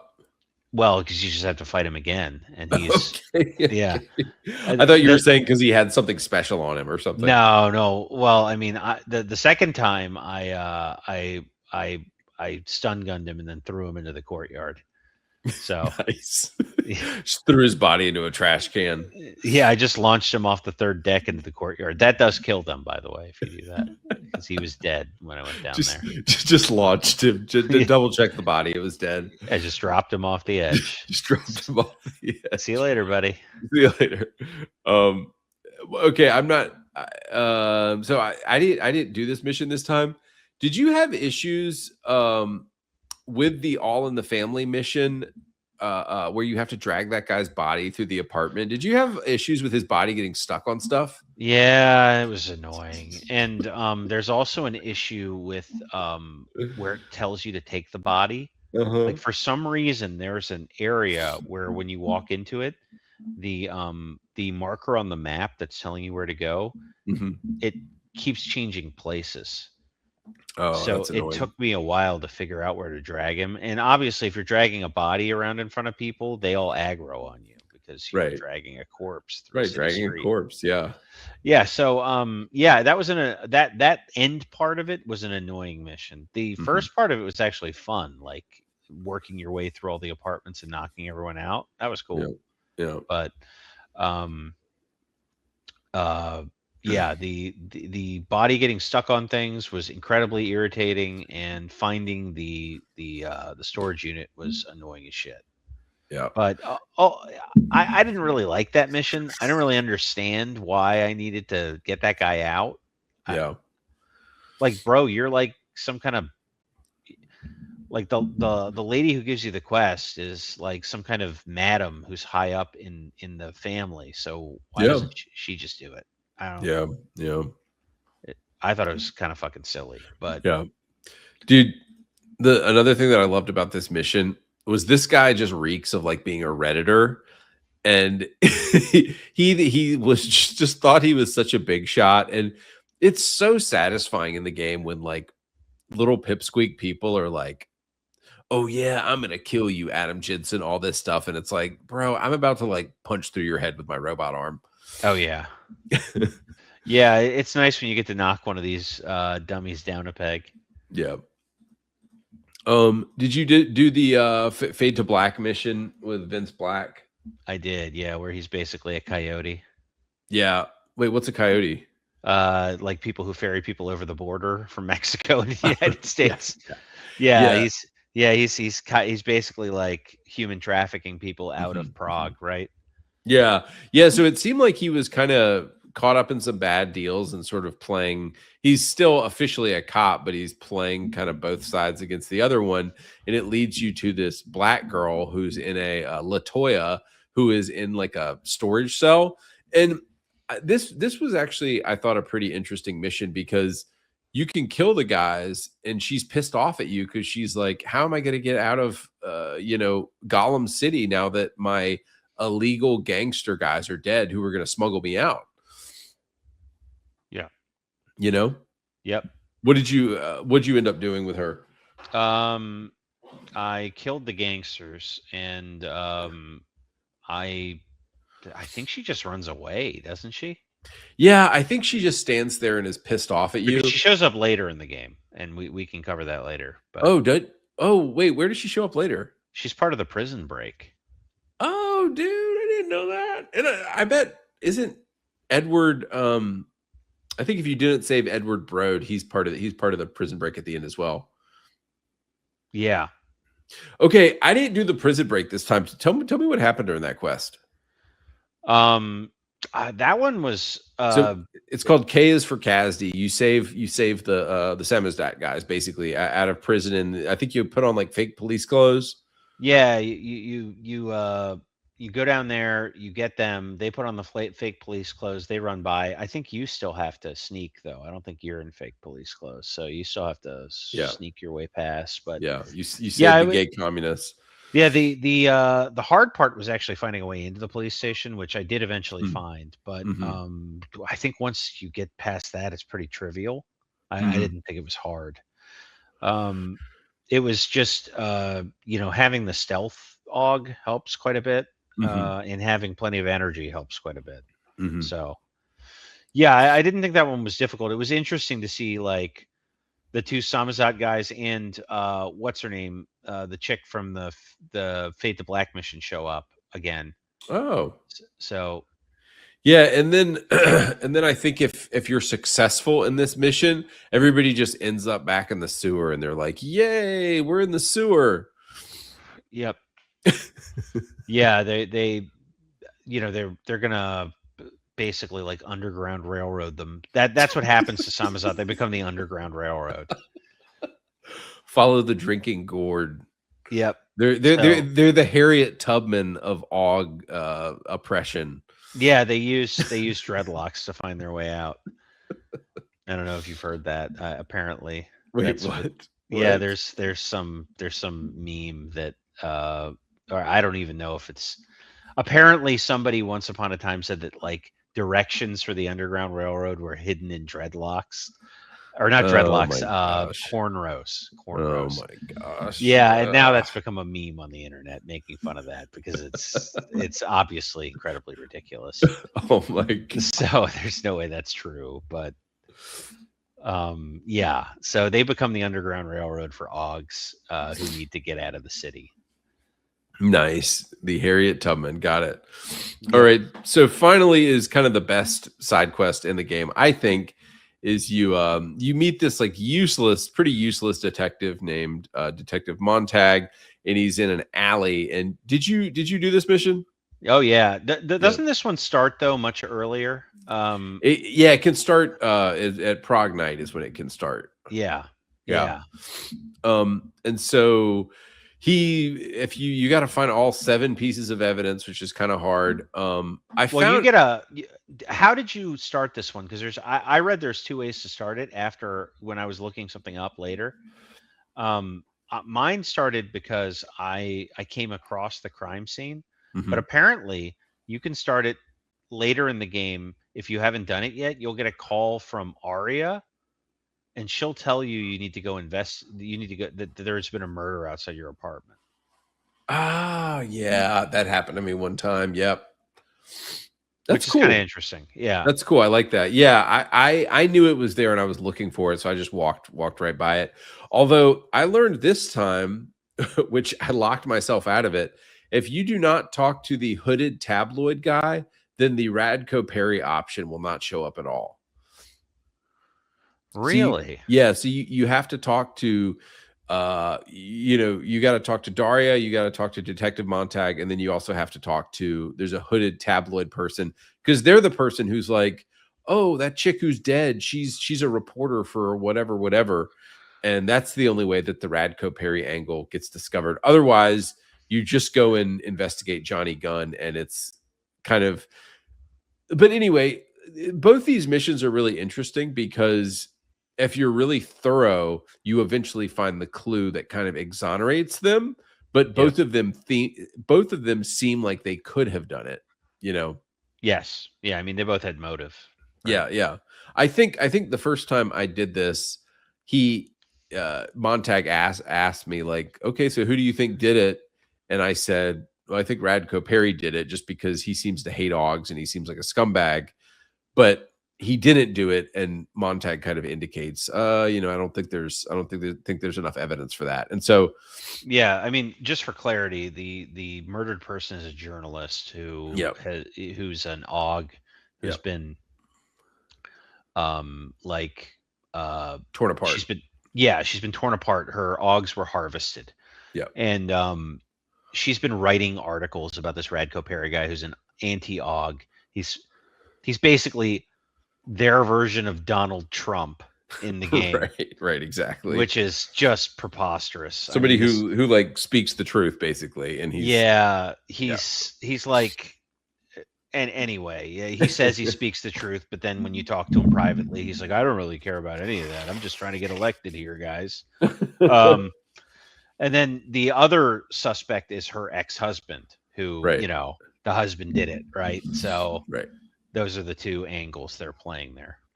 Yeah. And you have to find, to exonerate them, you have to find very specific bits of evidence. It's like they both seem like they could have done it. But the thing that I like that the game doesn't do here, and it can do this in side missions, but couldn't do it in a main quest, is it leaves it unresolved.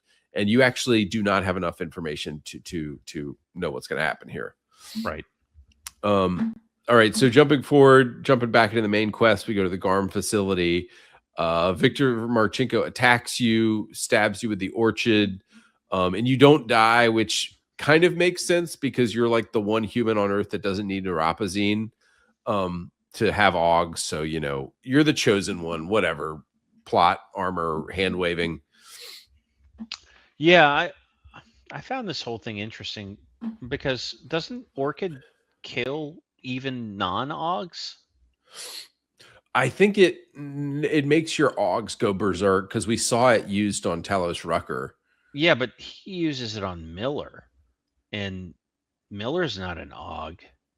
Oh, wait, at the end of the game? Is that Orchid being used on Miller? Yeah, he says he forced him to. Isn't that what they're giving everyone? Is Orchid? Huh. So it can't be just Augs that it affects. So why didn't it affect Adam? That's one of the things that I was confused about. Is yeah, you're right. Jim Miller does die because of the orchid. Well, I saved him, but you can if you break into the container and you get the antidote, you can give it to Miller. You save that gay useless puppet. Yeah, I did. I don't know why. He was looking at me with those sad eyes, those empty, sad eyes, and you know what I did? He said, "Don't give it to me. It could be used to save other people." And I'm like, "I'm going to do the opposite of what you want, Miller. Fuck you." So I force fed it to him. It's not the first time a man has force fed him something, and he seemed to like it. So, yeah, no, dude, I didn't realize that. You're totally right, but this is just yet another plot hole in this game that, like, yeah, the orchid is what he's force feeding. He put in the drinks at the end of the game to poison everybody, which makes no sense because the orchid is only supposed to poison aug people because it makes your augs go berserk. And it doesn't make sense. Yeah, and that's why I was confused. I was like, well, if it just makes augs go berserk, then why is Miller dying from it? Yeah. All right, so Victor Marchenko attacks you, and you do the old wake up. You know, oh man, let's not really kill him. Let's just like let him swoon in a pile of trash and definitely not wake up. So, not much happens in GARM. You get to the end. I did notice you do encounter those some pretty advanced soldiers that have augs like you do, which was a pretty cool fight. Yeah. Like guys who can go invisible and guys who turn into spikes, and it's like some pretty cool combat happening there in GARM. They use the flash step thing, whatever that's called. The thing that makes you dash. Flash dance. Yep. Yeah.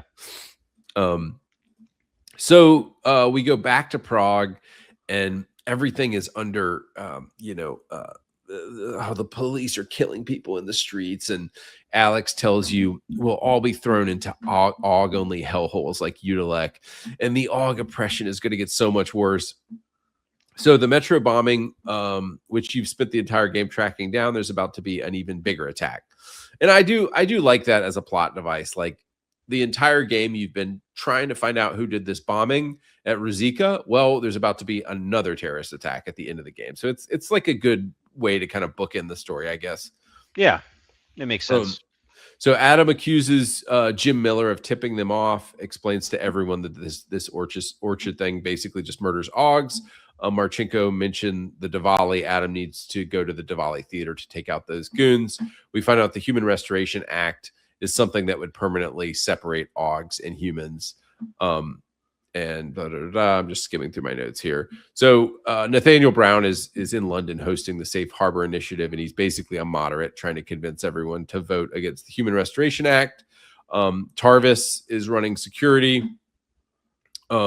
But wait, before we get to that, I thought I was going to finish the Harvester side quest. I just want to talk about the end of this. So You got, I'm sure you got to the end of this where you kill Daria Mishka, right? Yeah, I didn't kill her though. I convinced her to turn herself in. Okay. Did you do the thing with Nicholas Cipra where you find out the source of the augs that were put in her? Yeah, I did. Basically they were using like downloads of people's brains to what was it? Help It was help serial people. killers. It was serial killers. They were using augs pulled from like serial killers, basically.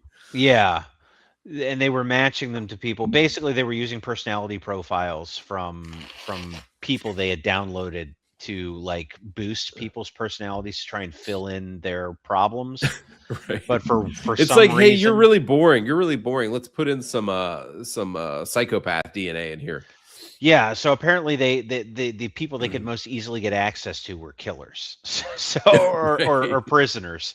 Right. So she got this serial killer named the Harvesters, like thoughts implanted into her brain. Right. And but during the argument with her, she sort of admits that like she always had these feelings anyway. She just didn't have the confidence to act upon them. Huh. Although once you get a code word from Cipra that like deactivates this AUG. Right. And if you use it, she sort of comes to her senses and you get her to turn herself into the cop.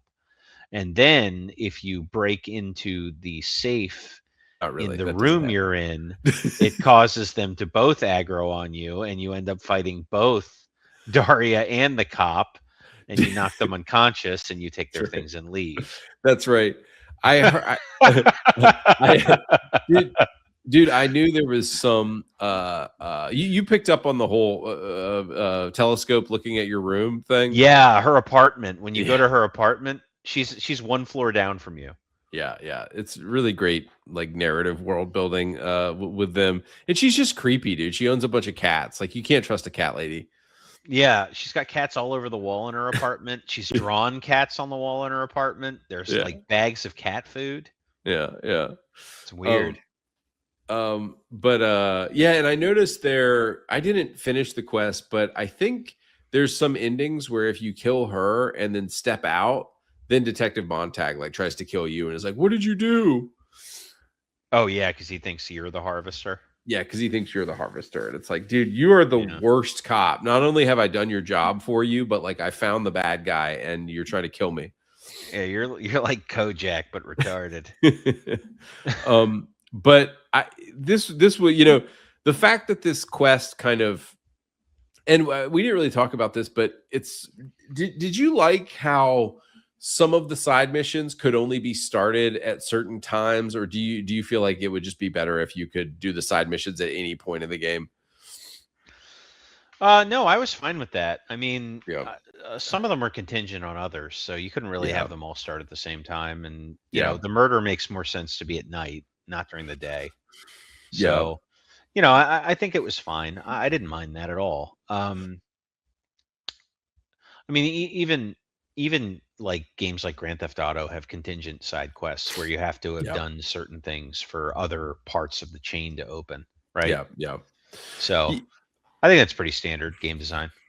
Yeah, dude, and I would say I feel like the femme fatale, like, oh, the woman is the bad one the entire time. I feel like modern woke games have really lost that as a trope, and there's a couple of those because you think Delara Ozine ends up being bad, and Daria Mishka ends up being bad, and the only attractive women in the game are evil. The only attractive women in the game. Although, to be fair, the left does hate attractive women. That's true. It's because they're attractive. They had to pay for their sins of being attractive. Yeah, if Delara had been obese and using a mobility scooter, she would have been a good guy all the way through. Yeah, mobility scooter. Dude, I saw that junk at Disney World, just like fat millennials in mobility scooters. Like, guys, learn how to walk, dude. This is pathetic. Disney adults who can't even be bothered to walk the park. Come on. Yeah. No, but this was a good mission though. I liked how it doesn't resolve kind of the first time. You don't figure out who it is, and you kind of have to come back again at another time and follow the clues. And it's surprising that it's this Daria Mishka chick, because she seems, she doesn't seem like she would be the killer at all, I think, Yeah, I mean, she's a little weird. Yeah, she's weird. I thought she was the killer once I saw her apartment, and I saw that pretty early. So, I mean, I had that kind of ruined for me because I went through all those apartments in that building pretty early in the game. Wait, is there something in her apartment that indicates she's a killer? No. Well, I mean, there's a telescope pointed at your room, which is very weird. Yeah. So once I realized that was her apartment, because the whole reason she's out there is she's looking for her cat, right? That's what she says. And then she witnesses this murder. Mm-hmm. But, yeah, it's just like once I realized, oh, okay, so she's a psychotic cat woman, and she happens to witness a murder. I was like, and she's surveilling me, who happens to be augmented. So like, you were probably going to be her next victim. Oh, for sure. So in my mind, I was like, okay, she's just the killer. So I kind of had that in my mind from the beginning because I had already seen her apartment. Yeah. So I ruined my own surprise, and you can do that a lot in this game. By the way. No, I feel like that's awesome though. Like, you get that chill down your spine of like, oh, I figured it out early, and that's great. I love that stuff. It rewards you. I mean, it rewards you for exploring. You do spoil yourself a little bit, but you can choose not to explore if you want to. If you want everything to be a surprise, you just don't break into every apartment you see like I do, like some kind of kleptomaniac. Yeah. Dude, yeah, I remember the very first time I played this game, so many, like pretty much every secret was ruined because I had been in like every house at that point. Like, it is interesting to be rifling through a house and you get the sense of like, I feel like this might sync up with something story-wise that was supposed to happen. Yep. Yeah, and some of the laptops that you break into, you'll read things that that tie into other stuff that you haven't done yet, or that you've already done that you missed. On the way through. So there's a little. I mean, a lot of work went into the lore in the game, for sure. Like the emails and all that stuff. It's pretty crazy how much work they put into that. But yeah. Another little detail I noticed is if you go to Radko Perry's office at night, you can go at night to Radko Perry's office and open that safe, and you will not see the evidence in that safe. You have to trigger the quest of finding the truth out about Radko Perry for those photos of him to show up in that safe. So yeah, that I know that because I had already opened that safe. So you just showed up to the house and the safe was open. Yeah, I showed up. It was already open, and the picture was now in it. I'm like, well, So going to the final mission of the game is in London, and another really unsettling kind of well-handled part is but isn't it so funny that like all of these CIA and FBI and Interpol people are here and they somehow miss the detail that like the entire security team is compromised? Yeah, it's a little strange. I don't know how they got that one over on them. It's pretty crazy. Yeah. But you go downstairs and you kind of realize like, oh wait, Tarvis security, everybody here is compromised. You got to go through. Well, you start finding them dead, right? The Tarvis guys. Right. Yeah. You find him dead in the back, and then at least I went through a couple vents, and then I think there's like a TV area that you get to, and you see kind of what's going on, and I'm forgetting how things happen exactly, but is there the explosion? No, I think you go down to the main level with all the guests. And the big panic has not happened yet because you have to kill all the guards in the midst of all the guests, which is like one of the best moments in the game, I think. Yeah, that was, you actually have to think your way through that to do it right. Yeah, because you've got all these normal people walking around, and then you've got these was it like the bellhops and the waiters that were the bad guys? No, it was security guys. So there's like most of them are up on like up on the terraces surrounding the reception area, Yeah. but there's a couple that are walking through them. So you have to like pick the proper point in their route where you can just like grab them and pull them behind something and knock them out or Oh kill yeah. them if you choose.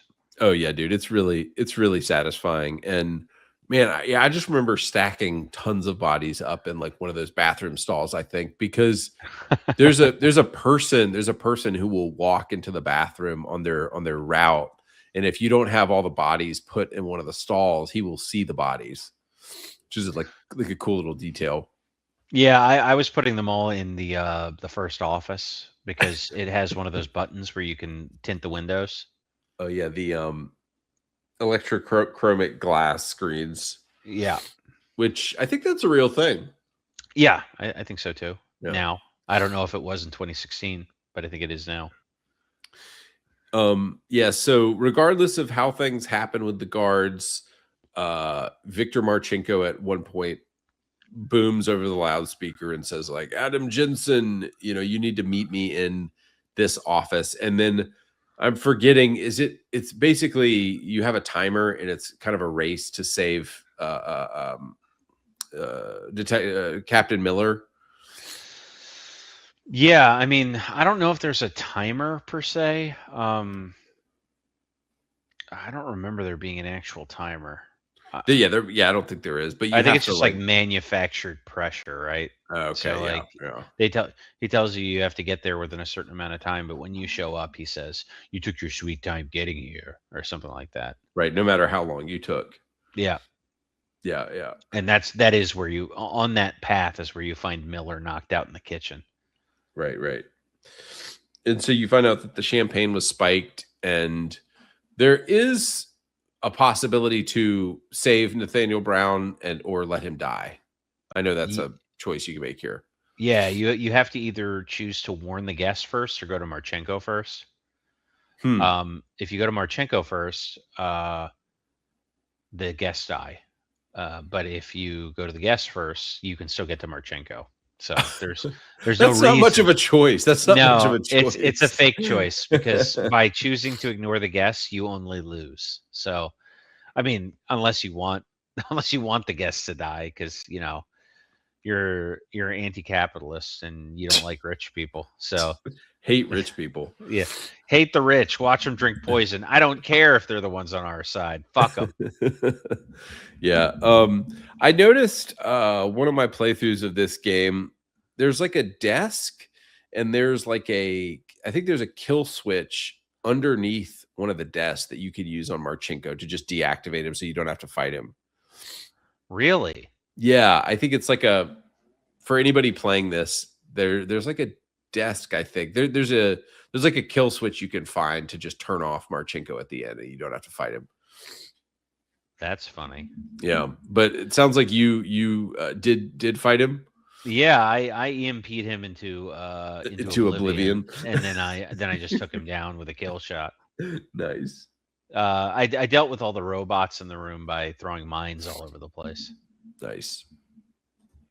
So yeah, I didn't find this to be like a super hard fight, and it's like a little bit anticlimactic.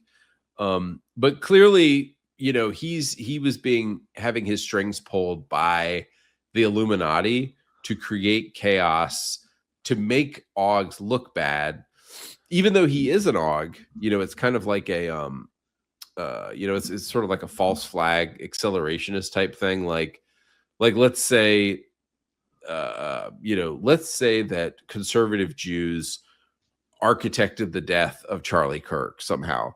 That would have been an accelerationist thing to do. Like they kill somebody from their own side to accelerate the cause and to sense and to galvanize their base, I guess. And that's kind of what's happening here with Marchenko. He is, he's hoping by creating chaos and making Augs look violent, he's actually going to help Augs because he's going to cause the Augs to rise up because of the oppression that they're going to experience. Yeah, it's I would consider it a horrible plan, but Yeah. that doesn't seem to work generally. But hey, go at it. Yeah. I do think it's interesting sitting here thinking about it that you can deactivate Marchenko, because you can't generally just do that to people with AUGs. Yeah. So that leads me to believe he's not even in control of his own faculties. Huh. That's pretty interesting. So it makes you wonder if Marchenko was even in control of himself. Yeah, because if they talk about you as the backup plan right. At some point, and that's me talking. I don't know. They've never called me the backup plan. But if they did to you what they did to Marchenko, if it's the same process, like he's because they call him an asset and you an asset, right? True. So if he went through the same process that you did, it's possible that he's actually not in control at all, and that's not even what Marchenko's normally like. So I wonder if maybe, I mean, like if that would have been revealed in a future game, that because they mentioned that Marchenko has like a wife and daughter that never comes up again. So it's an interesting thing that and they talk about him like he sort of appears out of nowhere with AUGs. So it makes you wonder, is he even in control of himself? It just a a thought I was having. Pretty interesting. It's sort of a shame that there won't be a third game, dude. I know. Well, a fifth game actually, but a third in this trilogy. Yeah. I just, even though Square Enix, I think they got bought by like the Embracer Group or whatever that huge company is, but like, I think they need to give the IP to maybe like an indie studio, like a smaller studio, and just say like, guys, we're not going to get the AAA treatment. Like, I don't know. It's at the end of the day, the game just was too niche. And I think the game was too unique, and it was trying to do too many interesting things. And it wasn't like, I mean, people just want Fortnite slop now. Like, people don't want like really heady, interesting single player games anymore. I don't think, I actually disagree. I think it's swinging back the other way now. If you look at the most popular games over the last couple of years, a lot of them have been story driven RPGs. You look at Baldur's Gate, you look at what's Expedition 33, Crimson Desert, right? Like, these are all single player RPGs, different different genres, different scopes. But they all, I think single player games are where it's at now. I think people are completely tired of the always online forced wipe. I mean, look what's happening to Marathon. That game is cooked. Like, no one wants to play another extraction shooter or battle royale. MMOs are dying. So like, what are the all I mean, even didn't Fortnite have like giant layoffs last year? Yeah, probably because of AI. Yeah. So I'm wondering if if maybe people aren't sort of craving single player character driven experiences again. I hope. I mean, I hope. So maybe this will get necroed out of nowhere. And brought back, although I don't think they'll continue this story. I think if they bring Deus Ex back, it'll be a new story. I don't think they'll finish this one, unfortunately. Why not? It's been a long time, and there's 2 games worth of lore you'd have to fill people in on to get where the story is now. It seems like, to me, it would be more difficult to do that than to just make a third game in the original trilogy. You know what I mean? Rather than just skip this prequel. I don't know though. Maybe I'm wrong about that. But I would love to see them do just a proper remaster of the first game, because you can go on Steam and there's like Deus Ex Revision, and there's all these kind of like, somebody's going to get pissed off at me, but there's all these half-assed like skins of the original Deus Ex game that like really doesn't change the game very much and really doesn't even make it look very good. And what it's are they, still just like shaders or something? Yeah, it's just like shaders, and it still looks like a really old game from the 2000 from the year 2000. And I would love like a game with like this level of graphics and polish. Just take the original story, because a lot of people haven't gotten exposed to that original story, because but apparently it's like some people say, oh, it's the greatest PC game ever made, Yeah, I've never played it. This is my first game in the Deus Ex series. So yeah, I mean, I had to read about the previous game a little bit just to understand some stuff. I think most people aren't willing to do that for a game, so Right, exactly. That's a problem. But yeah, I could see a remake of the original Deus Ex. It's a popular enough game. It's exactly the type of game that happens for. Yeah. Like a game that everyone says is like a cult classic, but no one's willing to play because right. it's kind of because it's hard to play. It's dated. It's too Right. dated now. Right. Yeah. You know. All right. So just in closing here, what is the well, we answered this. What is the message of this game? Racism is bad, okay. That's at least one of the messages of the game. Yeah. But their definition of racism is or of race is pretty broad. Yeah. But yeah, I mean it's that government bad, but not as bad as corporation bad. Yeah, yeah. I don't really know that it settles on anything. It doesn't really have a clear philosophy that it's pushing towards you. It's just telling you a lot of stuff is bad. Yeah, yeah. Yeah, if to be charitable towards this game, I think a message like, dude, they should have taken like, dude, there's so many, you think of like all the Black Lives Matter bullshit and like COVID, and it's like they could have made something like this in our modern era and it would be super interesting. And like actually use the material of like, because so there's a pandemic in the original Deus Ex from 2000 called the Gray Death, and it is a virus that sweeps the globe, and it was manufactured in China. and Elon Musk, right when COVID happened, Elon Musk said like, oh, Deus Ex is happening now. And he's right, because like a lot of this like Illuminati stuff, it's all turning out to be true. Like a lot of this. So this game isn't like it's not like an Alex Jones tinfoil hat thing anymore. It's like, oh, actually a lot of these things have come true. There's a lot of truth. There's a lot of evidence that COVID was architected and designed to kill people. And there's conspiracies around the vaccines that were used and like who was making those.